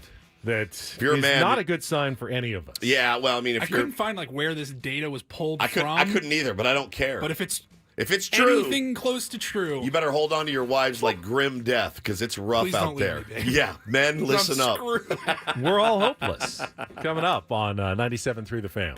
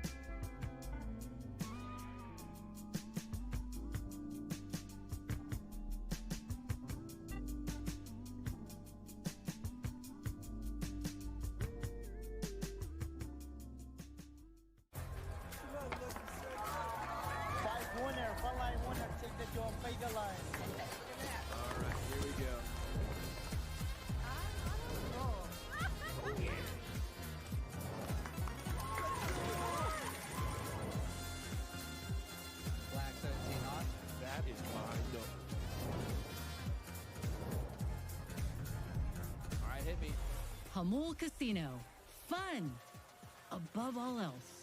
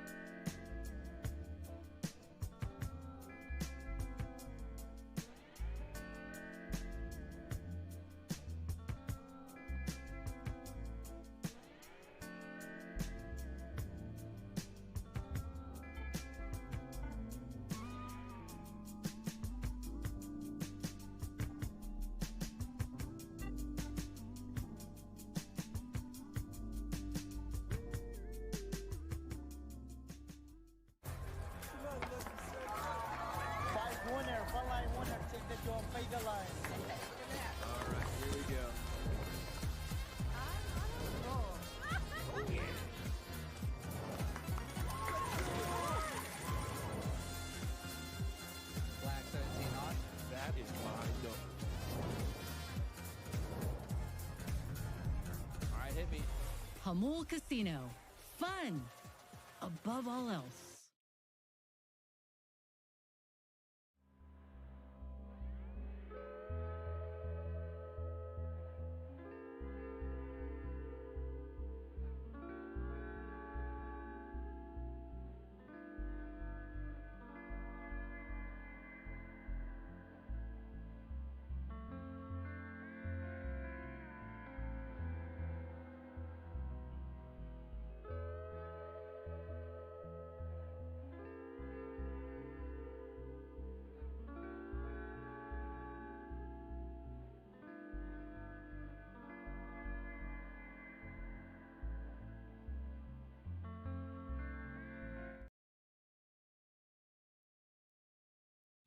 Juan Soto reportedly met with the Boston Red Sox yesterday, who made a 3-hour presentation. It's too long. So that was going to be my question. I need 20 minutes, man. You are trying to make what is going to be, one of the biggest decisions of your life if you're Juan Soto. Yeah, but you're... Okay, go ahead. You certainly want a lot of information. You won't, you don't want to go in blind. But at the same time, after like an hour and a half, are you like, all right, I get it. I understand. If you're Juan Soto, you've been in baseball for a long time, and you've played in Boston. You have friends that play for the Red Sox, right? You know what it entails. You know the city. You've been there plenty. What do you need more than about 45 minutes to an hour of? I want to know how we look going into next season, how we look for the next 5 years, and for Juan, most importantly, how much are you paying me, and what are the benefits? What are the perks that I'm going to get? Right? The process of wooing a free agent. It's got to be mortifying. Which the Padres are going to have to do with, Roki Sasaki is going to be heavily wooed. You can't woo him with money. So that's really going to be talking about city and culture and, the organization. But ultimately, and tell me if you disagree, the differences between the 30 major league teams, they're there, but it's subtle, Yeah, the A's and the Yankees, it's definitely a different vibe, and it's going to be different. But the players already understand that. No one needs to sit down and explain, all right, we're the New York Yankees. Here's what we do. You really have a pretty good idea of what it is going into it. Now, I've seen the behind the scenes where they bring him to the ballpark and put their video, name up on the scoreboard and everything. I think for a lot of guys, like for me, that would be a big eye roll. Like I think you would be so mortified. Yeah. I think it would be like embarrassing. So how do you know the difference between the guy who wants to be buttered up a little bit and the guy who's like, just give it to me straight? I know my right hand from my left hand here. You don't have to treat me like I'm an infant that you're trying to, here's a pacifier, here's a rattle, here's a shiny object. Just, make me the offer. Tell me a little bit about your organization, and then I'll make my decision. And just keep it kind of at a business level. Crazy. Like to go into a 3-hour presentation, if you're Juan Soto. And look, what can you say? I mean, we're very historic. We've got this old ballpark. Yes, I know. I've played there 100 times. And I think part of it, too, I don't feel like it's much like a job interview. Like they know what they're getting in Juan Soto. They've done their homework, too. So if they're going to do this pitch, that means they want you. Or it means we need to placate our fan base a little bit. They know so much about Juan Soto, it's ridiculous. Yeah. I mean, this is nothing like a typical job interview where you're finding out about the candidate and their strengths and weaknesses. They may know Juan Soto better than Juan Soto knows Juan Soto going into some of these meetings. So what could you possibly say or talk about for 3 hours? Remember when we talked to... when Manny and AJ have told their story a bunch, and it was like a 10-hour meeting or something ridiculous. But that one I kind of understand because, the Padres aren't the Red Sox. We weren't the Yankees. Yeah, exactly. And, he was being wooed by a couple other teams. If you want to actually get to know the people that you may be committing to, the general manager, the manager, ownership, whether you feel like on the same wave level, like you believe in the same things, you believe in the same goal, the vision. Yeah, there's no substitute for spending time with those people. But it's not a hard sell. It's like, hey, let's go out and play golf. Let's go out and, just have a meal and just talk. But what can you sell someone on that organization that's really going to be a differentiator between any other organization in Major League Baseball? God, it would be tough, man. It'd be so tough to be on both sides of it. I mean, if you're on one side of it, it's a really good problem to have. Cadillac problem to go to 10 organizations where they all want you and they're going to pay you an exorbitant amount of money, and they're going to put their best foot forward, certainly. But if you're the organizations, knowing what did they offer?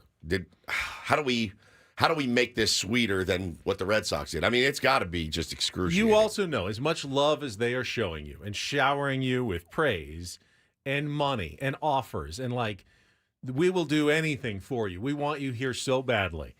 The second you go in a 2-week-long slump, people will boo you. There's no immunity to that. There's no city in America where you could say, well, our fans, they'll never turn on you, even if you have a bad season, even if you get hurt. No, I mean, there's nothing you can promise an athlete that is going to turn out because it's all going to depend on how they play, how they perform on the field, whether it's a good contract or a bad contract. I mean, look, be honest. He's a phenomenal fit in Boston. He's a phenomenal fit, really, anywhere. But for him, he is a phenomenal fit there. I mean, again, you can go up against the team that, that didn't come out and get you after you helped lead them to a World Series, and they're going to have their opportunity. And what a weird position for them to be in. But you throw him there, that's a game changer. I mean, it's a franchise changer. It's a history changer. Juan Soto in Boston. Imagine him peppering balls off that wall. Imagine him ripping balls down the pesky pole. I mean, great place to hit. Great place to hit. I mean, his numbers. Would you worry about him out in right field there, like defensively? Well, I mean, I'd put him in left because you would. Yeah, they put Manny Ramirez. I mean, you play left field. Yeah, they had Manny Ramirez out there for years. There's not a lot of ground to cover. You can't. There's a special skill level, and experience required to play the balls off the wall and figure out Manny how Ramirez works, played left field. So you could, after an afternoon of tutelage, Ben, if they had to put you somewhere. Now, center field in Fenway, different story entirely. Right field, I think, is a different story. But I think Juan Soto, if he goes to Boston, he's the left fielder. I mean, that's where they put they hide guys there, and they have for many, many years. So I think he's a phenomenal fit there. He's a phenomenal fit for both New York teams. I really think it's going to be an East Coast scene for him. I really do. I think it's going to be. And Philly is. I've heard a rumor.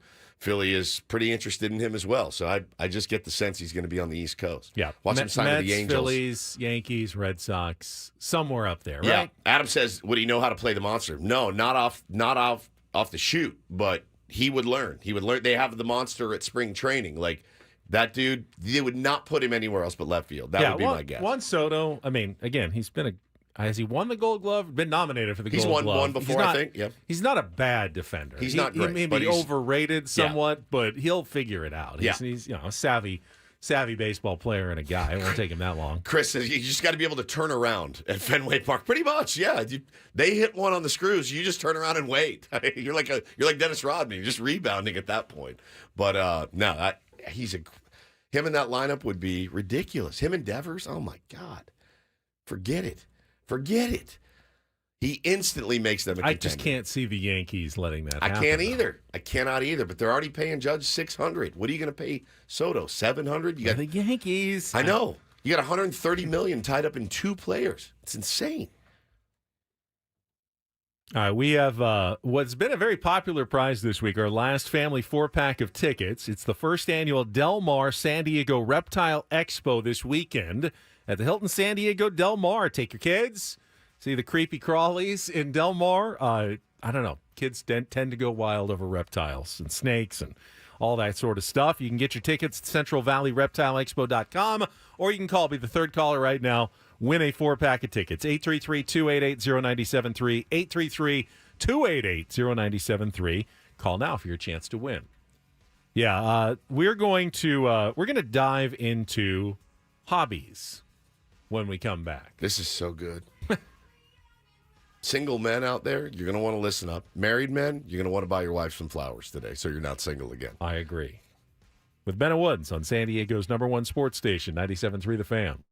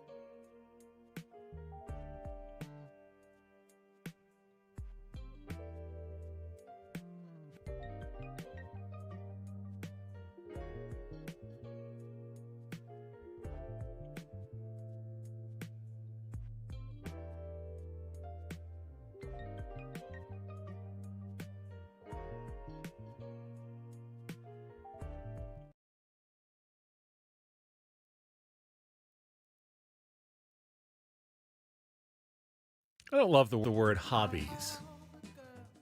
I don't know why. I mean, if you're passionate about it, it's not. Is it a hobby? Yes. Hobby sounds very casual. Well, it's a hobby. Like I play the guitar. That's a hobby because I don't make Well, you're not money. Professional. Right. You're certainly You're not a professional. passionate about your job. Yeah. It's not a hobby. It's not a hobby. Mm-mm. No, this is not a hobby. So what is a hobby? Something something you in care addition about or to. you don't care about? Oh no, you care about it. You do care about it. Oh, it. big time. It's a hobby. Big time. Big time. I mean, this is a passion of mine, but I'm also passionate about other things that I don't make money on that actually cost me money sometimes. So I think it's the word hobby that's bothering me. Like I would say, I love playing golf. Is it a passion? I don't consider golf my hobby It's necessarily. your hobby. It's your hobby. It's not your profession. No, it's not my profession. So it's your hobby. But I take it seriously. Sure. But That's okay in a hobby. You can take your hobbies very seriously. Right? Like, I feel like my wife bounces around sometimes between hobbies. She did the cross stitching. She's done different beads. Like, those to me maybe those are crafts more than hobbies. That's more crafts. And she gets all the material at Hobby Lobby. So Right. that explains it more. I also hate the name of that store. I do too. Paulie, what are your hobbies? Dude, I have no idea. Basketball? Yeah, I It's guess. a hobby? Yeah, basketball. Baseball? little Tier 1 golf, baseball? Little baseball. Little golf? But I was looking at this list. Yikes. So that's where we're heading here, Yikes. because Woods shared this with us earlier in the week, and we don't know I this. died. I don't know the source. The science behind it, if it does exist, but it's a list of hobbies that women find attractive in men. Correct? Yes.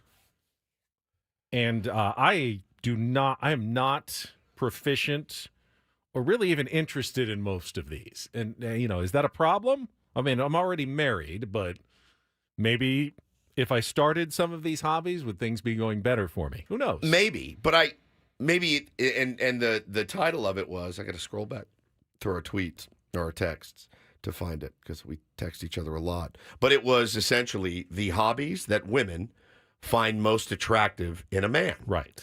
And, they polled a certain amount of women and the top 15 most attractive hobbies.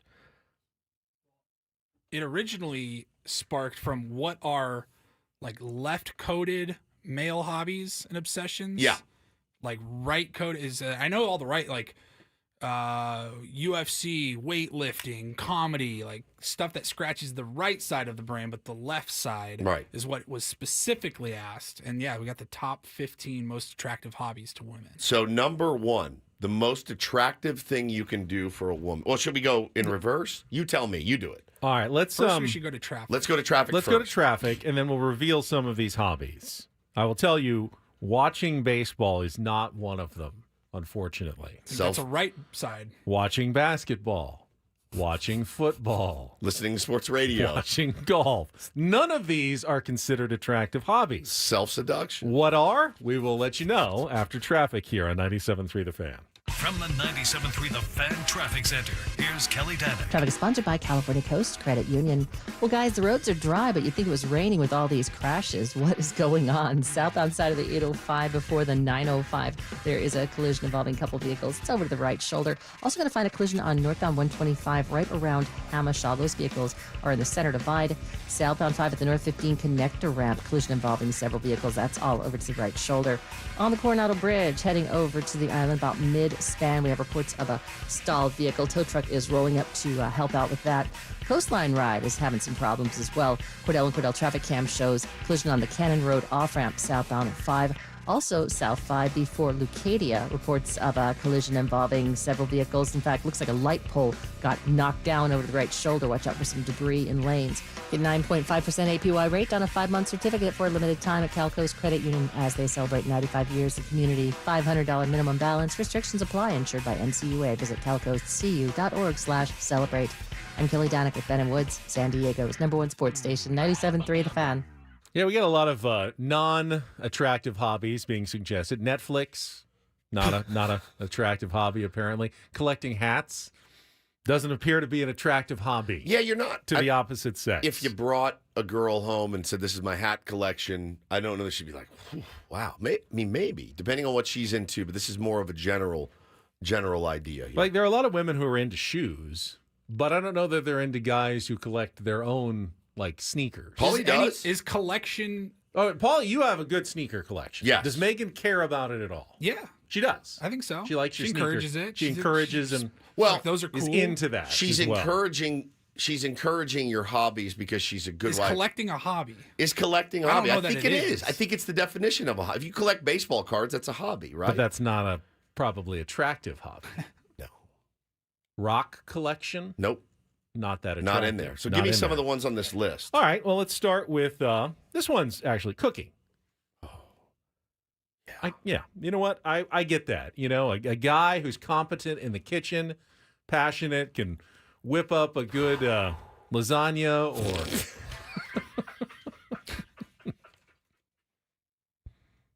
Filet of sole. I don't know. I can see why that would be attractive. I get that. I don't know why that got me so much. Whip up a good lasagna. All right.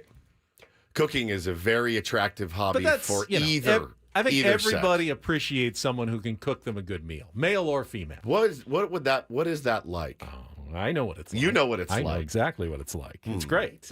No one DoorDash is better than my missus. No one on the planet. What else? How about hiking? Yes, women love. Oh God, if I hiked more with Hannah, I would probably get more action. I don't. Wouldn't you just be tired all the time? Yeah. All right, those make kind of sense. Traveling, playing an instrument. You play an instrument. Yeah, she hates it. So not working for you. Nope, never has. Nope, she absolutely. Maybe you're not playing it the right way. No, I play it the right way. She absolutely loathes when she sees me walk into the office and grab a guitar. She's like, "All right, I'm going out to the garage." She loathes it. Then there's some ones that are a little more surprising.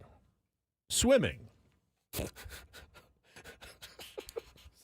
I mean, I don't. Is that a hobby? See, this one's not. Isn't fair. that just exercise? If you look like a swimmer, like if you swim and you look like Michael Phelps, they're going to be it's an attracted to you. hobby. Yes. If you watch me swim, I promise you, it's not an attractive hobby. Just flailing.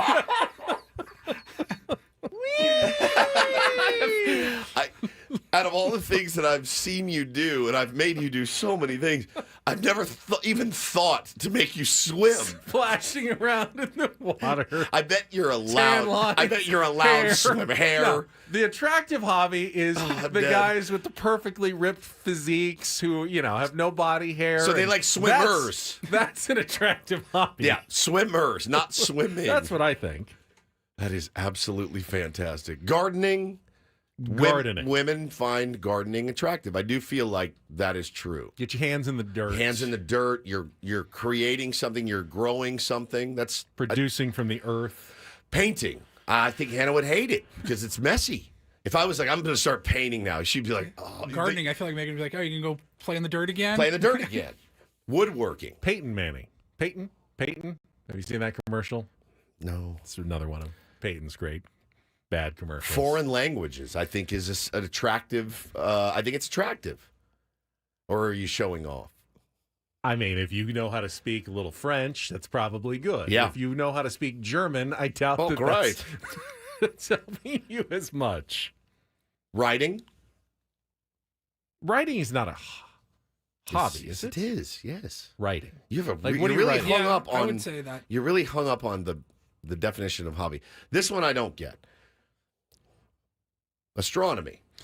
Blacksmithing. There's a few There's in two there. right there. And What women out there are like, hang on, babe. He's clang, a blacksmith? clang, clang.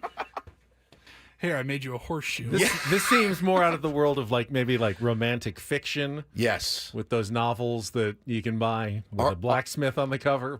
Archery. And we have an archer that listens to our show. He's way into it. Our buddy Brandon. Yes. He's a big archer. I don't know how much it's helped him in the ladies. Approached a woman at a bar, like, "Hey, I'm an archer. I'm an archer." It's kind of cool. Why is archery cooler than golf, though? You're simply trying to send something toward a target. Same thing. It's basically golf. Because this golf has the DB quotient in it. You know what I mean? And so I think archer is pretty badass. Number one, though, is reading. That's the most attractive quality. Well, I can do that. I do that. I can love sit to and read. I want to go back to astronomy here for a second. Okay. Is that just someone who knows the stars and the planets and can point them out to you is appealing and attractive? Well, I think for it to be labeled a hobby, you'd have to be pretty interested in it, not just know about it. Like with your telescope and stuff? Like you go out to the desert, like it's dark, and Ooh. you set up your telescope, and that'd probably be pretty cool. Pretty cool. What hobbies are attractive for men in women? Ooh. We don't have a list for this. No, we're just making this up as we go. Because if we did the same carnal relations. Ben. Where's the list? Is it still up, Paulie? Yeah. Let's see it. All right. So in women, if we flipped it around, a woman that reads is attractive. Yeah, I agree. A woman that speaks a foreign language, I think it's very attractive. A woman that plays an instrument, yeah, very hot. A woman that cooks, I've never seen one. The pot roast I had for dinner last night. I saw the picture of it. My God. Choice. My God. It looks phenomenal. Insane. God bless. I had to wait like an extra. She was a little off on the timing. She goes, I should be ready by 5. It was more like 8. 8, yeah.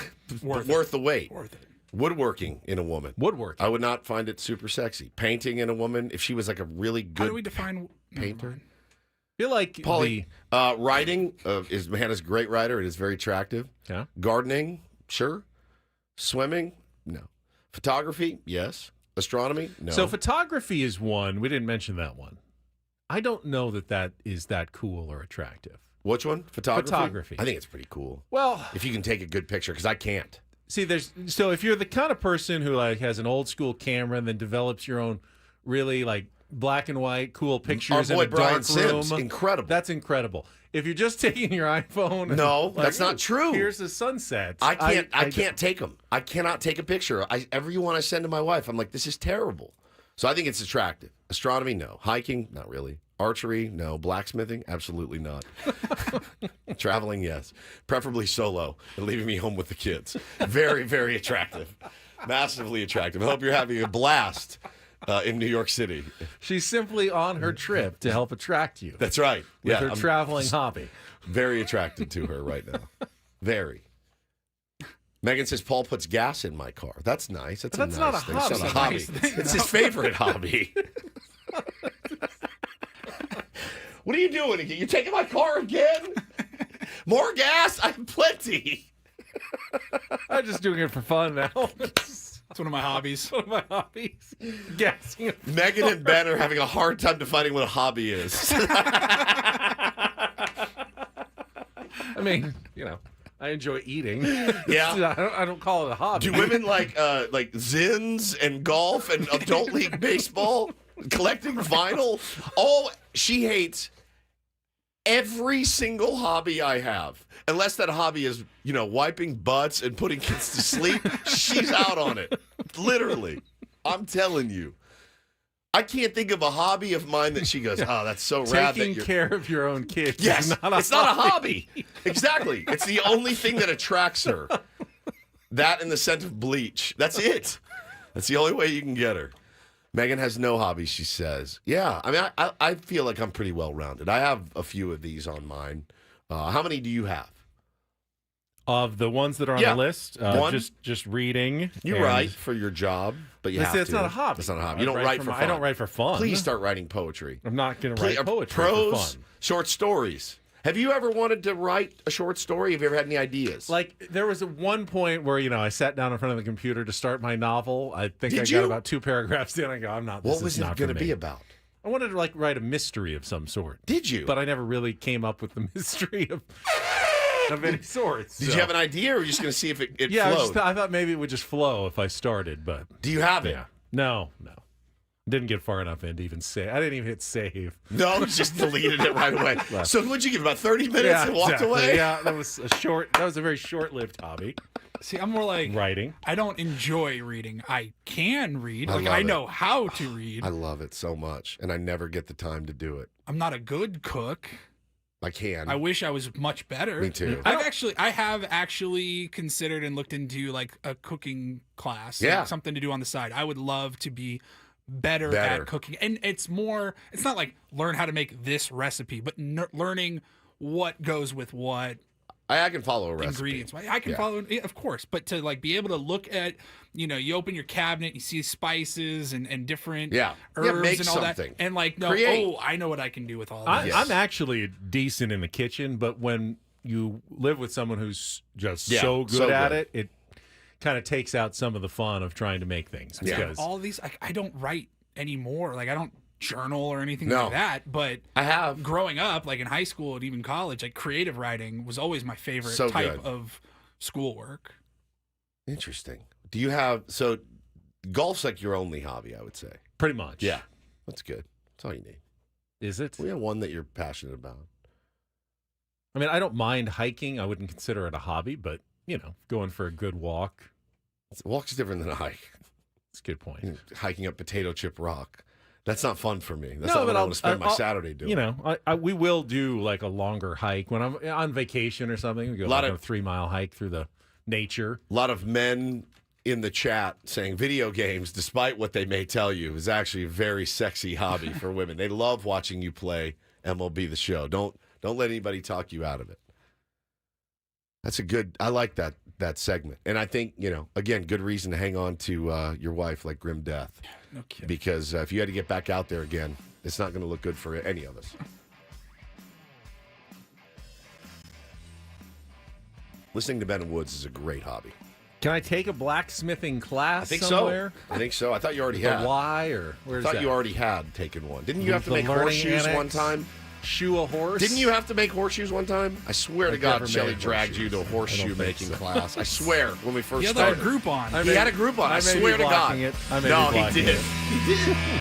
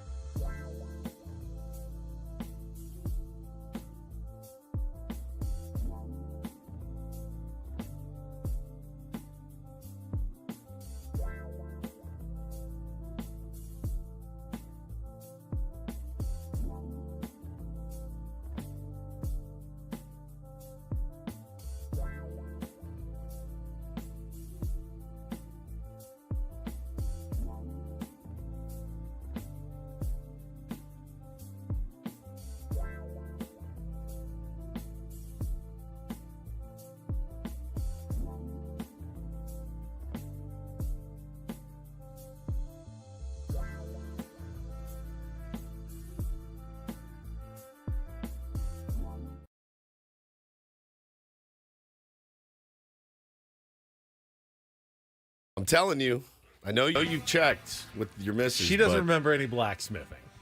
It was some sort of iron You work. said that you looked it up. There's like you could do a blacksmithing class. Yeah, there's one somewhere in Vista or something. Do they like have a forge where you like Maybe start melting metal? I mean, that So sounds cool. dangerous. Sounds kind of cool though. Now that you mention it, but I'm not joking. Paulie remembers too. Yeah, I we were remember like this. 3 weeks into the show. We didn't know each Very other. early. We didn't know each other at all. And I remember Ben walking in on a Friday. Now this was back in the day when you were at Channel 10 till like midnight, and you would get home at 1, and you would go to sleep at 1:30, and then you would come in at 4:30. And he walked in on a Friday looking like a corpse. And I go, at a break, I said, what are you doing after the show? And I didn't know Ben at all. 3 weeks we've been on the air together. And he goes, I got to go to this. I'll just call it blacksmithing because that's what I remember. Shell wants me to go to this blacksmithing class. And I go, excuse me? And you said, yeah, I got to go do this thing. And I go, well, that's the fundamental difference in you and me, because my phone call would have been like, I just worked 19 hours straight.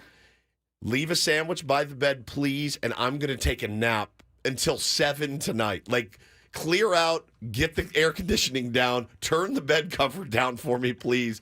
I'm coming home, and I'm certainly not blacksmithing with you. I mean, I've definitely not done this. I'm looking it up. The Escondido Blacksmith Guild, a unique organization dedicated to preserving, teaching the art of blacksmithing. And they do classes, 4-week classes, where beginning students learn to make simple household items and tools. Like a spoon? The basic instruction includes building, maintaining coal fires, an introduction to the tools and their use, general safety. Students will make a church key bottle opener, railroad spike stake turner, punch and chisel, and finally a pair of tongs for your final project. You know, you can also just go to Target and buy tongs. What's nowadays. the fun in that? That actually sounds kind of fun. I made these tongs myself in my blacksmithing class.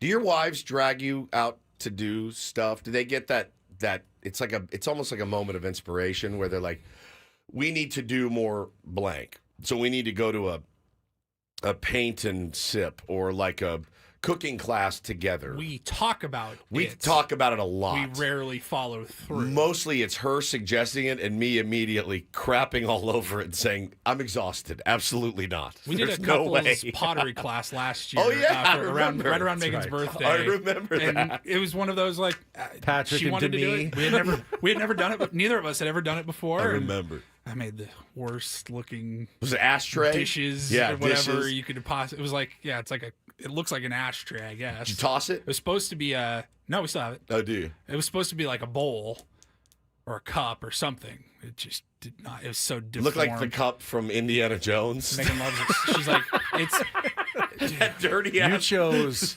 wisely. That dirty ass cup. It was like spinning fast, and like my thumb just like jacked up the side of it. And they're like, "Sorry, you're kind of that's how it's gonna look now." And it's like a Reindl family heirloom now. It's so good. It's so good. Yeah, we talk a lot about, well, we should do this and this, and I just my immediate reaction is no. Every time. I don't want to do that. I don't want to do that. Sorry. Maybe I should start saying yes more. I think for me, I don't know, I guess I know that even if I went to a blacksmithing class, it's not something that's going to be useful. I'm putting in a forge in my house and just going to start. You know what? Instead of going and buying silverware now, I'm going to spend weeks and months crafting my own set of silverware. It's just not going to happen. Yeah, you feel like it's just like a one-off. It would be cool to try one time. It's just but it's a one-off. Yeah. It's like it's not a skill I'm ever going to need or use in my life. And you're not going to go home and say, I'd like to get my own gear and do this at home. I now. don't.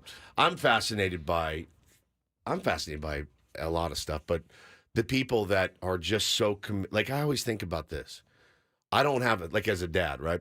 I don't have a thing. Like if my kids, when they're older, hey, what was your dad's thing? They'd be like sitting on his ass, laying in his bed, watching TV, like occasionally playing the guitar, playing some records. Like my dad used to smoke meat. There it is, Paulie. Put it up on the chat. That's incredible. Supposed to be a cup. Looks like a turd. It's avant-garde. But I don't have like a thing. Like your thing is golf. Your kids will be like, oh, my dad was a great golfer. I don't really have a thing. I don't make great chili. I don't have like, oh, my dad's famous jalapeno poppers. I don't have anything. Nothing. I have nothing.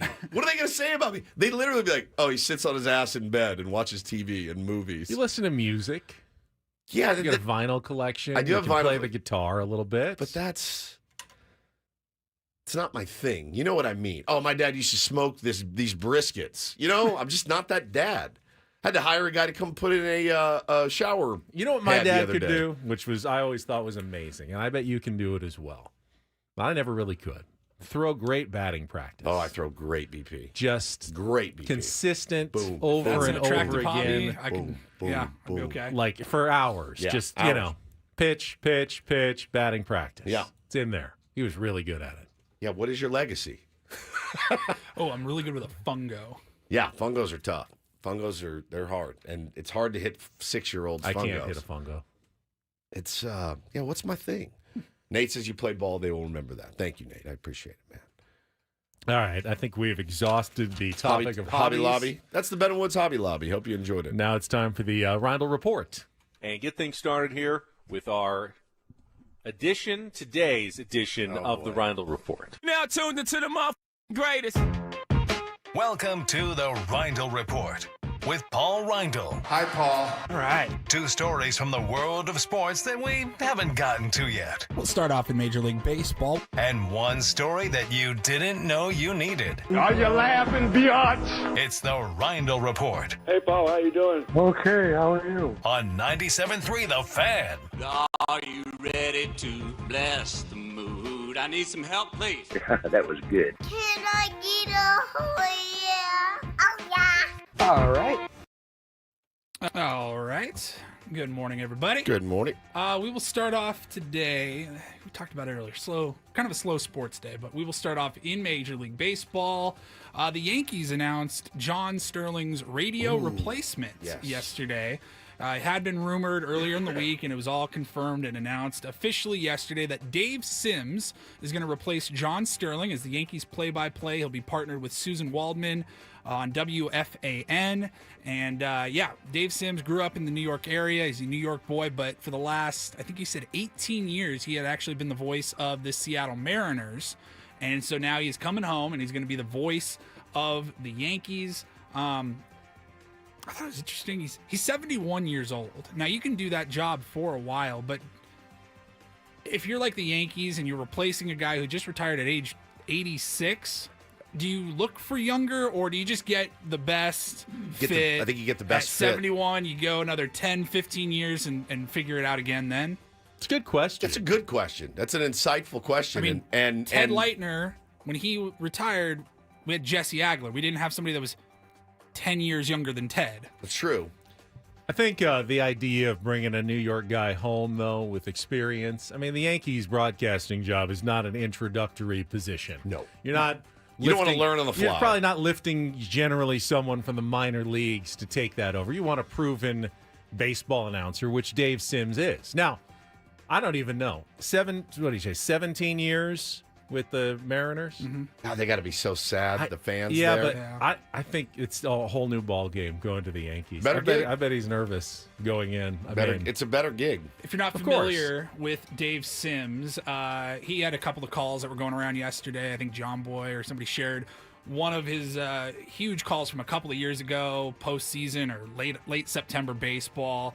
And this is what Dave Sims sounds like. This is what you'll be hearing on WFAN starting next year. Just need a base hit. You got JP's going to be flying from second. So great. You got the bases loaded. Bowers well fouled down the third base line. Biggest pitch of the year here for the Mariners. 3-2, bases loaded. Cishek, the pitch. Base hit, left field. Here comes JP. Bauer scores. JP scores. Mitch Haniger. What a night. What a night. That's fantastic. I'm telling you, hey now, hey now, hey now. That's a fantastic call. Wow. Look at him. He's so demonstrative in there, too. That is badass. He looks good. He For looks 71. great. Yeah, I would have never thought. Although I learned yesterday, this stunned me. Maybe you knew this. Denzel turns 70 next month. That's shocking. Crazy. That is shocking. That's shocking. I mean, you see the pictures of Tom Cruise at 62. Go, how can he look so young? Denzel's almost 70. That's a great call, dude. I Wow. love on my Twitter feed when it comes up what Wilford Brimley was 46 when he was in Cocoon. Yeah, he was 37 years old. I saw one last week that Pat Morita, Mr. Miyagi, was 55 when he was in, people. I would have thought he was 70 years old. People look so much older, just like 30, 40 years ago. I'm telling you, hey now. That was good stuff. Hey now, hey now. That's so great, I think that's man. his catchphrase. Hey now, hey now, hey now. That's really good. That's going to sound really good for the Yanks, man. You got to be bummed. I mean, 17 years calling radio games. Jesse Agler's already been with us, what, 10? I think he's coming up on 10 years. Yeah. Which is insane. And imagine 7 more years of Jesse, and then he splits for the Yankees. He'd be so bummed. So bummed. I don't even like putting that out in the universe. I don't either. All right. Like I said, slow sports day, but we will. I thought this was a little bit interesting. I've seen videos of this kid. He is. His name is Oliver Roux. Rieux. Yeah. Roux. He is the world's tallest teenager. He is 7 I've heard about this guy. 9. And he signed with Florida University of Florida basketball. Okay. And he is going to have to wait. They're going to redshirt him, they officially announced. He's a freshman, but they're going to redshirt him because if he plays even a minute this year, it would burn a year of eligibility for him, and he's not quite ready yet for college basketball. He's unbelievable. I remember I saw a video of him in like a layup line. He just reaches up and dunks the ball, and then he goes to the back of the layup line, and some guy jumps and high fives him like pregame. And I saw that the guy that jumped to high five him was 7'1". Oh my God! I'm looking at him right now. Holy smokes! No, I don't think he's from Canada. He's got a spot in the Guinness World Record book already. 7'9" freshman. No, he's not like Wemby. He's not considered an elite basketball. No, he's prospect. 7'9", and they said you're going to learn how to play basketball. Yeah, they're like you have to play basketball. How tall's Wemby again? Wemby's like 7'4", I think. 7'4", 7'5". 50 points the other night, by the way. 50. 7'3". Kid is getting good fast. This dude is 6 inches taller than Wemby. Yeah. And Wemby, and think about that. Think about, whatever. If you're 6 feet tall, how much taller a guy who's 6'6" looks? Yeah. This is Wemby at 7'3". That's how much taller this kid would look to Wemby. It's rad that he's doing this. I feel for him a little bit, though. I do. I feel for those guys that are so tall. Your lifestyle is just instantly impacted. It's an awkward age to begin with. Yes. And there was a college player 10 plus years ago who was 7'6", 7'7", and I read, I think it was an ESPN story or whatever about him, and he's like, it sucks. Beds, planes, they have to make cars. special accommodations when we travel. I have to have an entire row on the airplane to myself, and it's still uncomfortable. There's nothing they can do. But he's 7'9", 8. I think he's only 18 years old, and they've had 2 home games, I think, so far this year. The Gators have, and the fans have been chanting, "Ali!" They've been cheering for him. And they haven't put him in yet, and so they've just decided right now where he's at, we're just going to redshirt him. So I'm sure you'll still see a ton of videos coming out of practice and stuff of this kid. He's 3 inches away from being 8 feet tall. It's crazy. And you see Wemby, too. And every time I see Wemby, I'm like, he looks like he's going to snap in half. Every time he runs down, he's so athletic, obviously, and you don't score 50 points in an NBA game by just being tall. You can't just be tall. No. You have to be athletic and really good. But every time I see him, I'm like, please don't snap in half. He looks like he's going to fall over. It's crazy. All right, so he'll make his debut next year. Yes. That's the plan. And then finally, a little Hollywood news here. The Oscars will be coming up here shortly in a couple of months, and we have a new host that was named officially this morning for the Oscars. I saw that Jimmy Kimmel said, no, I don't want to do it again. Yeah, when I think of the Oscars, he's done it the last, 2 years. How many years in a row did Billy Crystal do it? God, he was great too. Chris Rock was there was really always good. he would they would stop and then he would come back and then he would stop and they always bring him back because he was pretty good at it. But from what Jimmy Kimmel says, it's a thankless job. It's a hard job. I bet it's so hard. And it's. I get it. It's high profile. Do they get paid for that, or do they pay to do it? The halftime show at the Super Bowl, the artists pay to do that. They are not. Rihanna was not paid to do the Super Bowl halftime show. I'm curious. I don't know. Anyways, Conan O'Brien has been named the host of the Academy Awards. It's the first time he's done it. I would have sworn he had done it already before. He'll be great. I think he'll be phenomenal. I think he'll be great.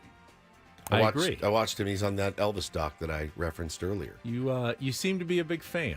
I'm not a huge fan. Of Elvis? Or Conan? Elvis. I'm a huge fan. Yeah. Massive. What did I learn? What did you learn about Elvis? Oh, my God. You guys know he did not perform for 7 years before he went up and did that special at 68. And so from 1961 to 1968, he did what? He did movies. Horrible crap vanilla movies that the Colonel Tom Parker forced him to do and did not perform on stage. So who's stage. the Colonel, Tom Parker? He was his manager. Okay. And he's brilliant. I mean, he's brilliant. Turned him into a worldwide superstar. That being said, it all came at a cost. So the 68 special, he gets on stage. You guys have all seen the pictures, him in the leather, sitting down, jamming. I mean, it gives me chills. He was so nervous, he almost didn't go out. He goes, I'm not doing this. Because the Beatles had come around, Bob Dylan had come around, all these. Elvis is out there doing these corny movies about, being on the beach and stuff like that and singing really bad music that he didn't write and, was given to him and he had to do. And he went out there and he showed the world why he was Elvis Presley. And I tweeted yesterday, or I put on Blue Sky, I said, no one's ever looked better, ever, than Elvis in that 68 special. When he walks out on stage, it's such a good doc. And Priscilla, his wife at the time, that's the first time she ever saw him perform. And she said she was watching him perform. So they got married after. Yeah, when he was in his movie. So she'd career seen, stage. she'd seen clips, but she'd never seen him live perform on stage. And she goes, I'm sitting up there in the balcony, and these women next to me are talking like, oh my God, look how sexy he is. And she's like, oh my God, I'm married to that. She had never seen it before. And it was at that moment she realized, whew, I'm married to Elvis Presley. And it's such a good doc, man. It's 2 hours, it goes by like that. Conan's in it, and it is phenomenal. Baz Luhrmann's in it. Robbie Robertson's in it. It's really good. Really good. Highly recommend it. Thank you, Paulie. Thank you, Paulie. Very welcome. What would it be like? Obviously, we'll never know. But to be someone who is considered, like we were talking about, people's sexiest man on earth, like someone who is like legitimately it's tough. Attractive. I'll tell you right now, sexy. it's not the easiest thing in the world. You do not know. It's not the easiest thing in the world. How would you handle it? Not well. You could certainly make a mess of it. That's for sure. Oh, yeah. It wouldn't go well. Interesting. That's all I can say. I mean, really. Elvis didn't. I mean, obviously, it didn't go well for him. He had his struggles as well. He did. You got to watch this doc. You got to watch it. It's so good. I think you don't even have to like Elvis and you'll like it. It's really good. A lot of Netflix to watch today. Lots of Netflix. Got a little preview of the college football day tomorrow. Super sexy Saturday college football lineup coming up. And our second and final pair of San Diego State basketball tickets for Monday's showdown against Gonzaga. Your chance to win. We update yet on Miles Bird? I can give you that update as All right, well. Coming up next with Ben and Woods after traffic here on 97.3 The Fan.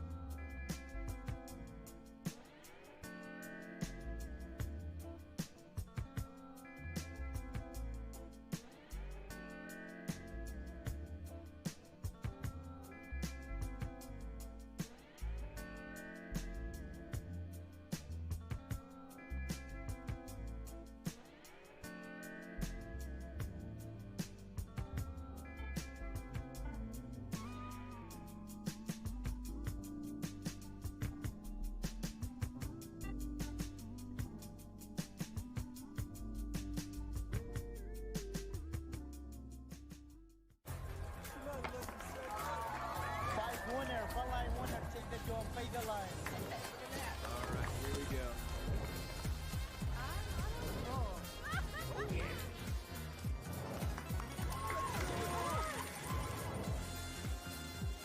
Black 17 on. That is my number. All right, hit me. Hamul Casino.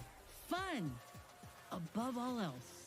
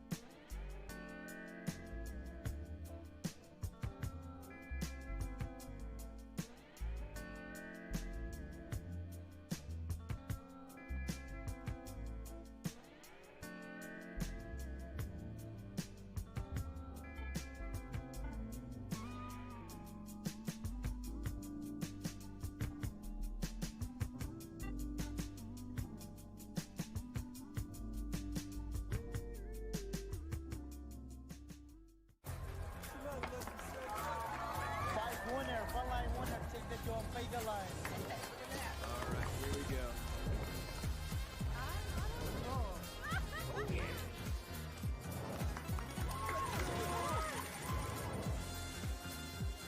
Black 17 on. That is my number. All right, hit me. Hamul Casino. Fun above all else.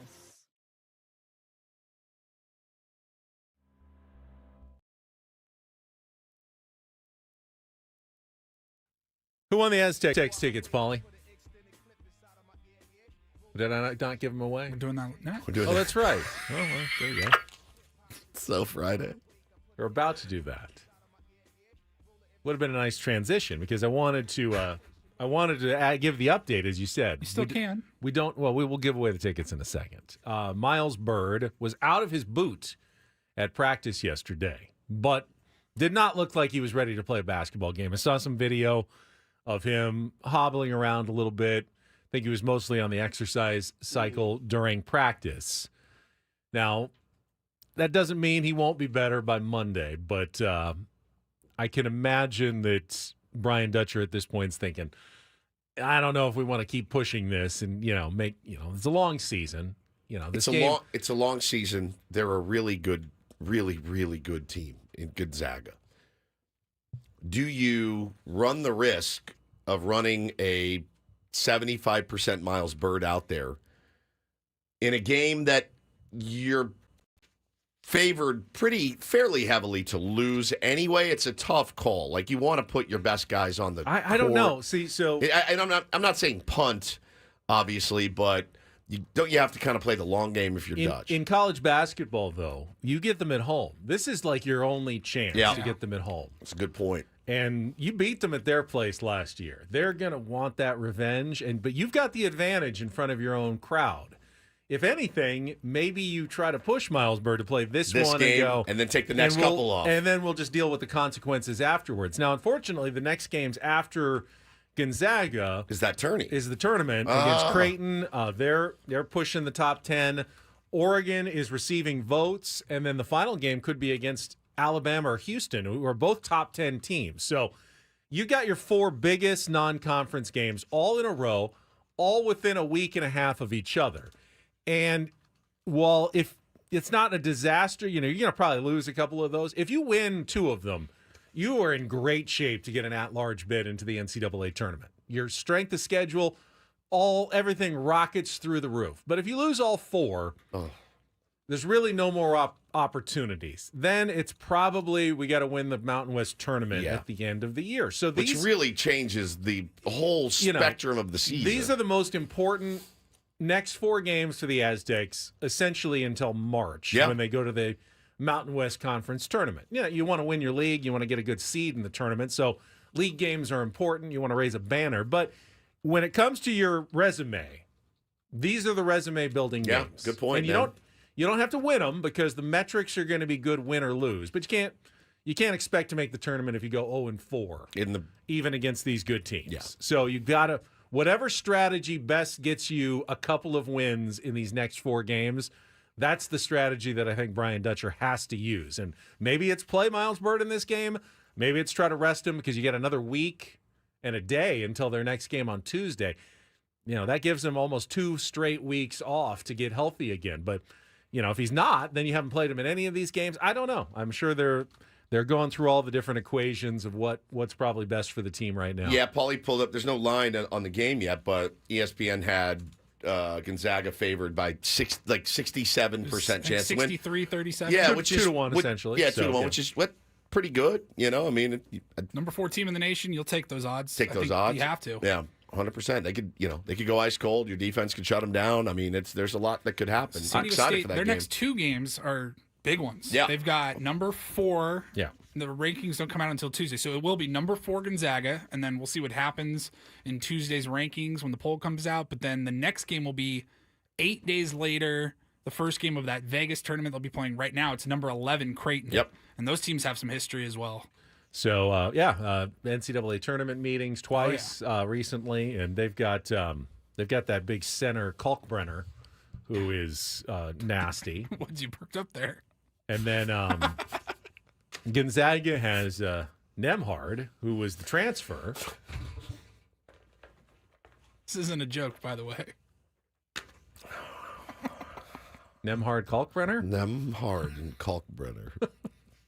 Those are the guys that you're facing.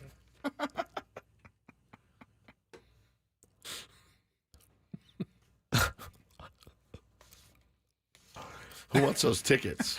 All right, if you'd like to win a pair of tickets to be there on Monday night at Viejas Arena, this is your chance. 4th caller, 833-288-0973. 833-288-0973. You can see Nemhard yourself. Yes, and maybe Brian Wiener will make an appearance, too.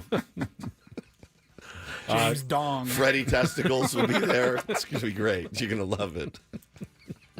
833-288-0973.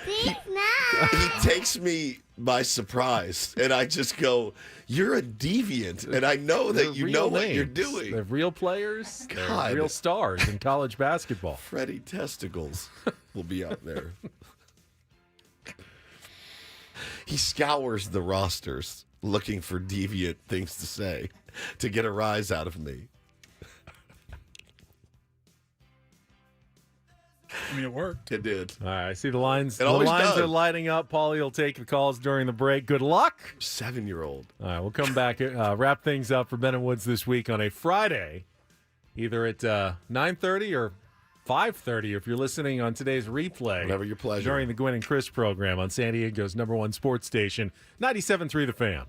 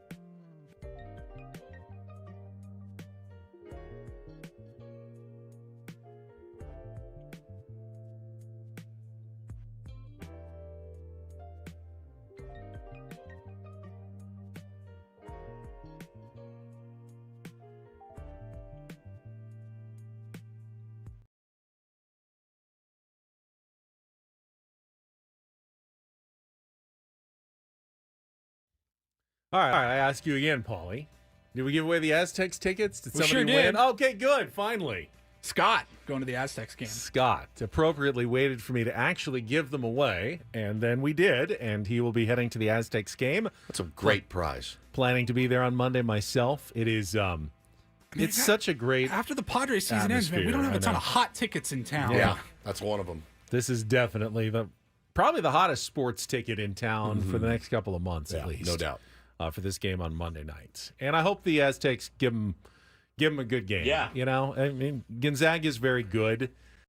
But the fact that we saw San Diego State hit some threes, and again, not a good quality opponent, Occidental, but a three-pointer is a three-pointer. It doesn't matter. Making a shot is making a shot. That's it. I mean, if you can get they're going to get some open shots against Gonzaga. You got to hit them. Yep. And they've shown now the ability to hit some threes, and that is key now in college basketball. If you want to beat a ranked opponent, you're going to have to make your shots. And it's always been a question mark at San Diego State.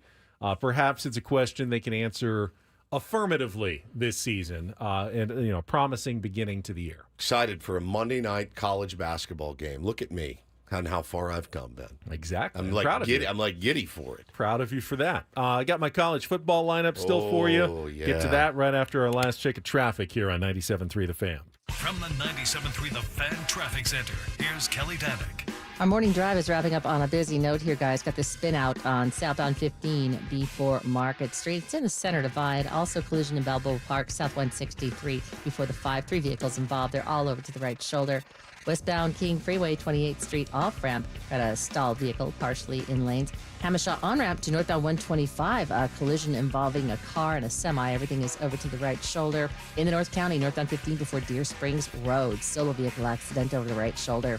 I'm Kelly Danick with Ben & Woods, San Diego's #1 sports station, 97.3 The Fan. All right. I hate to tamp down your excitement for my super sexy Saturday college football lineup. It's not great. It's not a particularly scintillating Saturday. After basically having a run of like really good matchups week after week, and with realignment and the new playoff format, I've been a big fan of what it's done to the regular season schedule. I think there are more games that have more meaning with a 12-team playoff than a 4-team playoff. You've never seen lines like this really across the board. I mean, it's going to be... Now, we could get amazing upsets. It could end up being a terrific day, but... I was actually thinking about the upset potential for, the top 12 teams, Ben. Do you see a lot in there for the top 12? Not a ton. Not a ton. The most intriguing morning game for me is probably Utah at number 11, Colorado, which is the 9 a.m. game on Fox, which means, 10 a.m. in Colorado? So it's an early start for those Buffalo fans. Now, the Buffs we talked about it earlier this week, having a good second season now under Dion. Yeah. They have 2 losses, 1 loss in the Big 12. They're alone in second place, but they're still a game behind undefeated BYU, and they don't play BYU head-to-head. You can't play in these giant conferences. You can't play everybody. Right. So it's kind of just the randomness of the schedule, whether you get a certain team on a certain season. It would be great to have them meet in the regular season. They're not going to, but they need to stay in that top 2 for the conference championship game at the end of the year. Could be on track to face BYU. They can't really afford a loss, though, because then they drop into a giant jumble. So they've got to win out. Utah is not, they're near the bottom of the conference, but they nearly beat BYU last week. They had the controversial holding penalty. They played tough, man. Kept the drive going on 4th down, ended up losing by a point. So they have the ability to pull off an upset. Colorado's just going to try to avoid that in a early start on Fox on Saturday. Honestly, the middle of the day that's the toughest one. I guess Alabama against Mercer. The best game is probably number 22 LSU at Florida. The SEC has gotten so bloated. That's an 8th place team against a 12th place team in the SEC. Yeah. That's probably the best game in the middle of the day. It's on ABC. It's not, like I said, it's not the best lineup tomorrow. And then the 4:30 game, ABC is number 7 Tennessee at number 12 Georgia. That one is important. That's, I can't necessarily see Georgia making the playoffs with a 3rd loss, especially if they lose at home. So feels like a must-win for them. And quite honestly, Tennessee, they could drop out of the playoffs with a loss. Even though they're not favored in this game, a loss would still damage their playoff hopes as well. So that's probably the most important game when it comes to playoffs and playoff seeding tomorrow. Yeah, again, you're talking about some of the biggest lines you've seen all year. You're talking about 30 points, 28.5 points. Penn State's taking on Purdue. They're 28.5-point favorites. Even the Irish are three touchdown favorites over Virginia after dismantling Florida State last week. Alabama, Mercer, there is no line for that game. So you couldn't bet that one if you wanted to right now. But as far as upsets, there's one team in the top 5 that's probably catching the most grief right now, and it's Texas. And I think it's important for Texas to go out and have a monster performance on the road against Arkansas, because JH in the chat's calling that as his upset. Arkansas over Texas. It's everyone's looking at Texas going, okay, smoke and mirrors. You got to start rolling teams. They're 13-point favorites right now. Fayetteville's a gnarly place to play. My brother went there. It can be pretty raucous at times. If you're not on your game, they can get you. So that's an interesting game early too. The late game is San Diego State at UNLV on CBS Sports Network. It's a 7:30 start. Rebels are, I think, over 20-point favorites the last time I checked. A loss would eliminate San Diego State from bowl contention. They'd be 3-7 and losing their 4th in a row. It's almost, likely to happen. Is there any way for Sean Lewis to save this first season? I saw Bryce Miller in UT says he got to win at least 2 of these last 3 and say at least we won one more game than the year before. I don't know that 5-7's generating any excitement or enthusiasm. You need San Diego six? State. Six for a you need bowl. 6 for a bowl game. So they have to win all 3 to get to a bowl game. Man. And they're 20-point underdogs tomorrow on the road at UNLV. So the dream of a bowl game's pretty slim at this point. Is there anything that you can even say is going to be? He lost to New Mexico, which you never do. UNLV is now clearly past you in the conference. I get that the new NIL world is almost impossible for, coaches like Sean Lewis to navigate, but you should be able to navigate it as well as the other Mountain West schools. I get you can't compete with the Alabamas and the Texases. You shouldn't try. I'm reasonable, and I understand that.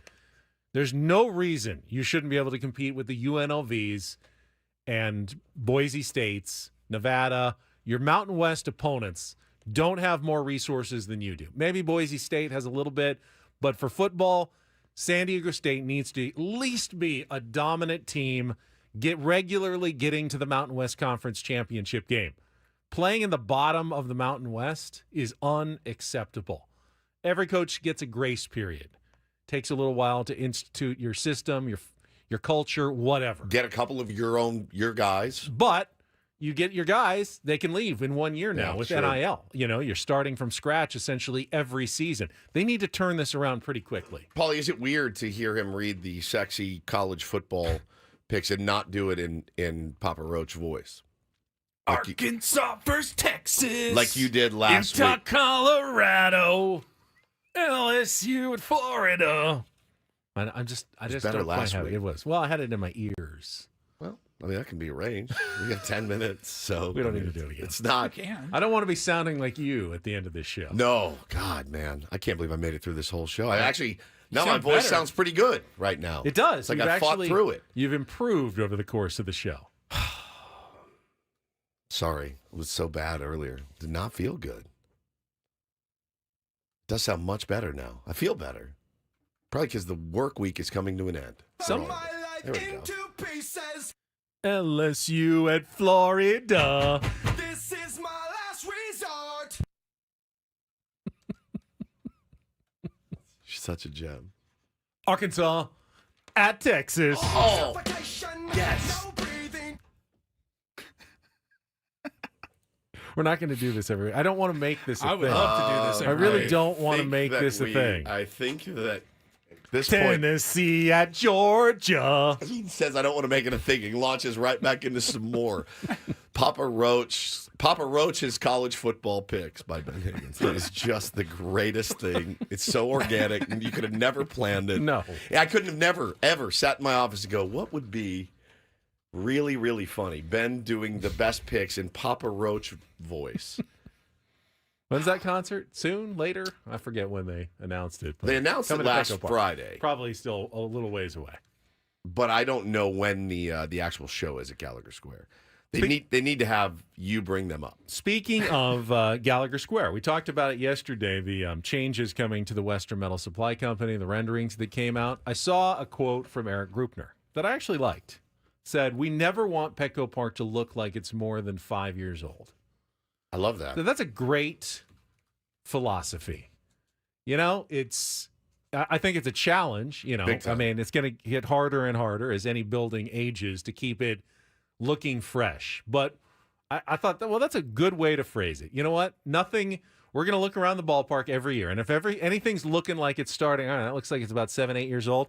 Time to refresh and make it look good again. Yeah, freshen it up. So, you know, they've decided the Western Metal building, which is maybe the coolest element of the ballpark, starting to look its age. Let's update it and make it look fresh again. And that's their plan for this offseason. I mean, the Gallagher Square thing, when I saw the renderings, I was like, I don't see it. Like, I need to see it, actually. Then when I went out there for the first time, I went, are you joking? This is phenomenal. Phenomenal. So one of the things... It was actually too good. As I was like studying the renderings they released for the Western Metal building yesterday, one thing that looked really cool. So if you've ever been to the Loft, which is where Sammy does the pre and the post game show, and they've got the foosball tables and the billiards and is it foosball? Foosball is the one where do they have that? Yeah, they have that. Oh, I thought it was just pool. Well, you know, they have pool, foosball, they have shuffleboard. Okay. And maybe some cornhole as well. So with the remodeling, there's going to be this grand staircase that comes from the roof, and you can actually walk down straight into the loft because it's going to be covered, and you can actually walk kind of indoor to outdoor, and I thought that looks really cool. Yeah, because you can't do that. No, you know, right now you kind of have to wedge your way in through that, like the side, the side door, or you're coming in the other way that's by that elevator behind the scoreboard. And now they're gonna have this like grand entry where you can go from the roof and then you can go up to the roof straight from the loft, which looked really, really cool, at least in the renderings. I wonder how it's gonna affect Sammy Levitt. That's what I want to know. Can he get up there quicker now? I would like to think that hopefully when they're making their designs include like an area for Sammy to do a show. It doesn't have to be a studio, but you know, he's right now on that table under the American flag of baseballs, but you can have like a spot where Sammy's going to be able to set up every day for the pre and the post game show. I honestly don't know how he did it sometimes. No, I mean, that place gets raucous and packed in there. Everyone's coming up to him while he's on the air. And post game when he has to do the on field interview and then run dead sprint down up the line to the left field corner and take the elevator out. It's so good. It's like a rite of passage now, or like a tradition at Petco Park. And you know, one of the changes we talked a little bit about it yesterday as well with the team store, making it easier to get in and out and check out with more checkout stands. Petco Park wasn't designed necessarily with the thought that it was going to have 47,000 people every single night. So they need better in and out, ways to get into spaces, ways to get out of spaces for fans. Not just the team store, but the loft, the roof, more ways to, wider places to walk in and out of these buildings and spaces. It's crazy too with all the work that they're doing, and they still got, you still got to book concerts and do it. The logistics of it are enough to make you insane. You know what I mean? To think about all of the work that's got to go into it, to have it ready by opening. It's going to be ready by opening day. Like this is it. Yeah. And knowing how much they like to activate the ballpark using the corporate terminology during the off season, you got to work around all of that. The golf, the links, the holiday wonderland, the concerts and everything. And you got construction going on, pretty much 24/7 to get this done before the start of opening day. Well, they did it's a pretty big project, and they've undertaken another one now this offseason coming up. 100%. All right, this hour of Ben and Woods has been brought to you by Buffalo Wild Wings. Buffalo Wild Wings is football. Hey, San Diego sports fans, head to your local Buffalo Wild Wings. Try their new maple chipotle sauce for rich maple sweetness and a mild, smoky chipotle heat. Or for a bit of kick, check out the new Cajun sauce with a rich blend of spicy and tangy peppers. Stop by your San Diego B-Dubs or order now for takeout and delivery with Buffalo Wild Wings. Go! Are you really going to take your kids to Belmont Park today? Yeah, unless I can get out of it and try to take them tomorrow. I did not think this thing through. There's always the sleight of hand you can play with the kids. It's closed. Closed is They closed They it. closed it. It's closed. It's closed. You can promise something better. What's deal making? The art of the deal. So I have to go to Disneyland on Saturday, right? Like I have to. Wouldn't do that either. One up yourself. Just give them the iPad today. I'm just not feeling it today. It's kind of chilly and wet. It was wet, and the traffic. We got to. You feel like a bad parent when you just plug them into. See if the you can iPad. get him excited for one of those really bad college football games to watch. Yeah, 100%. Make it interesting. Or Make it a game. let them watch Tyson and Jake Paul tonight.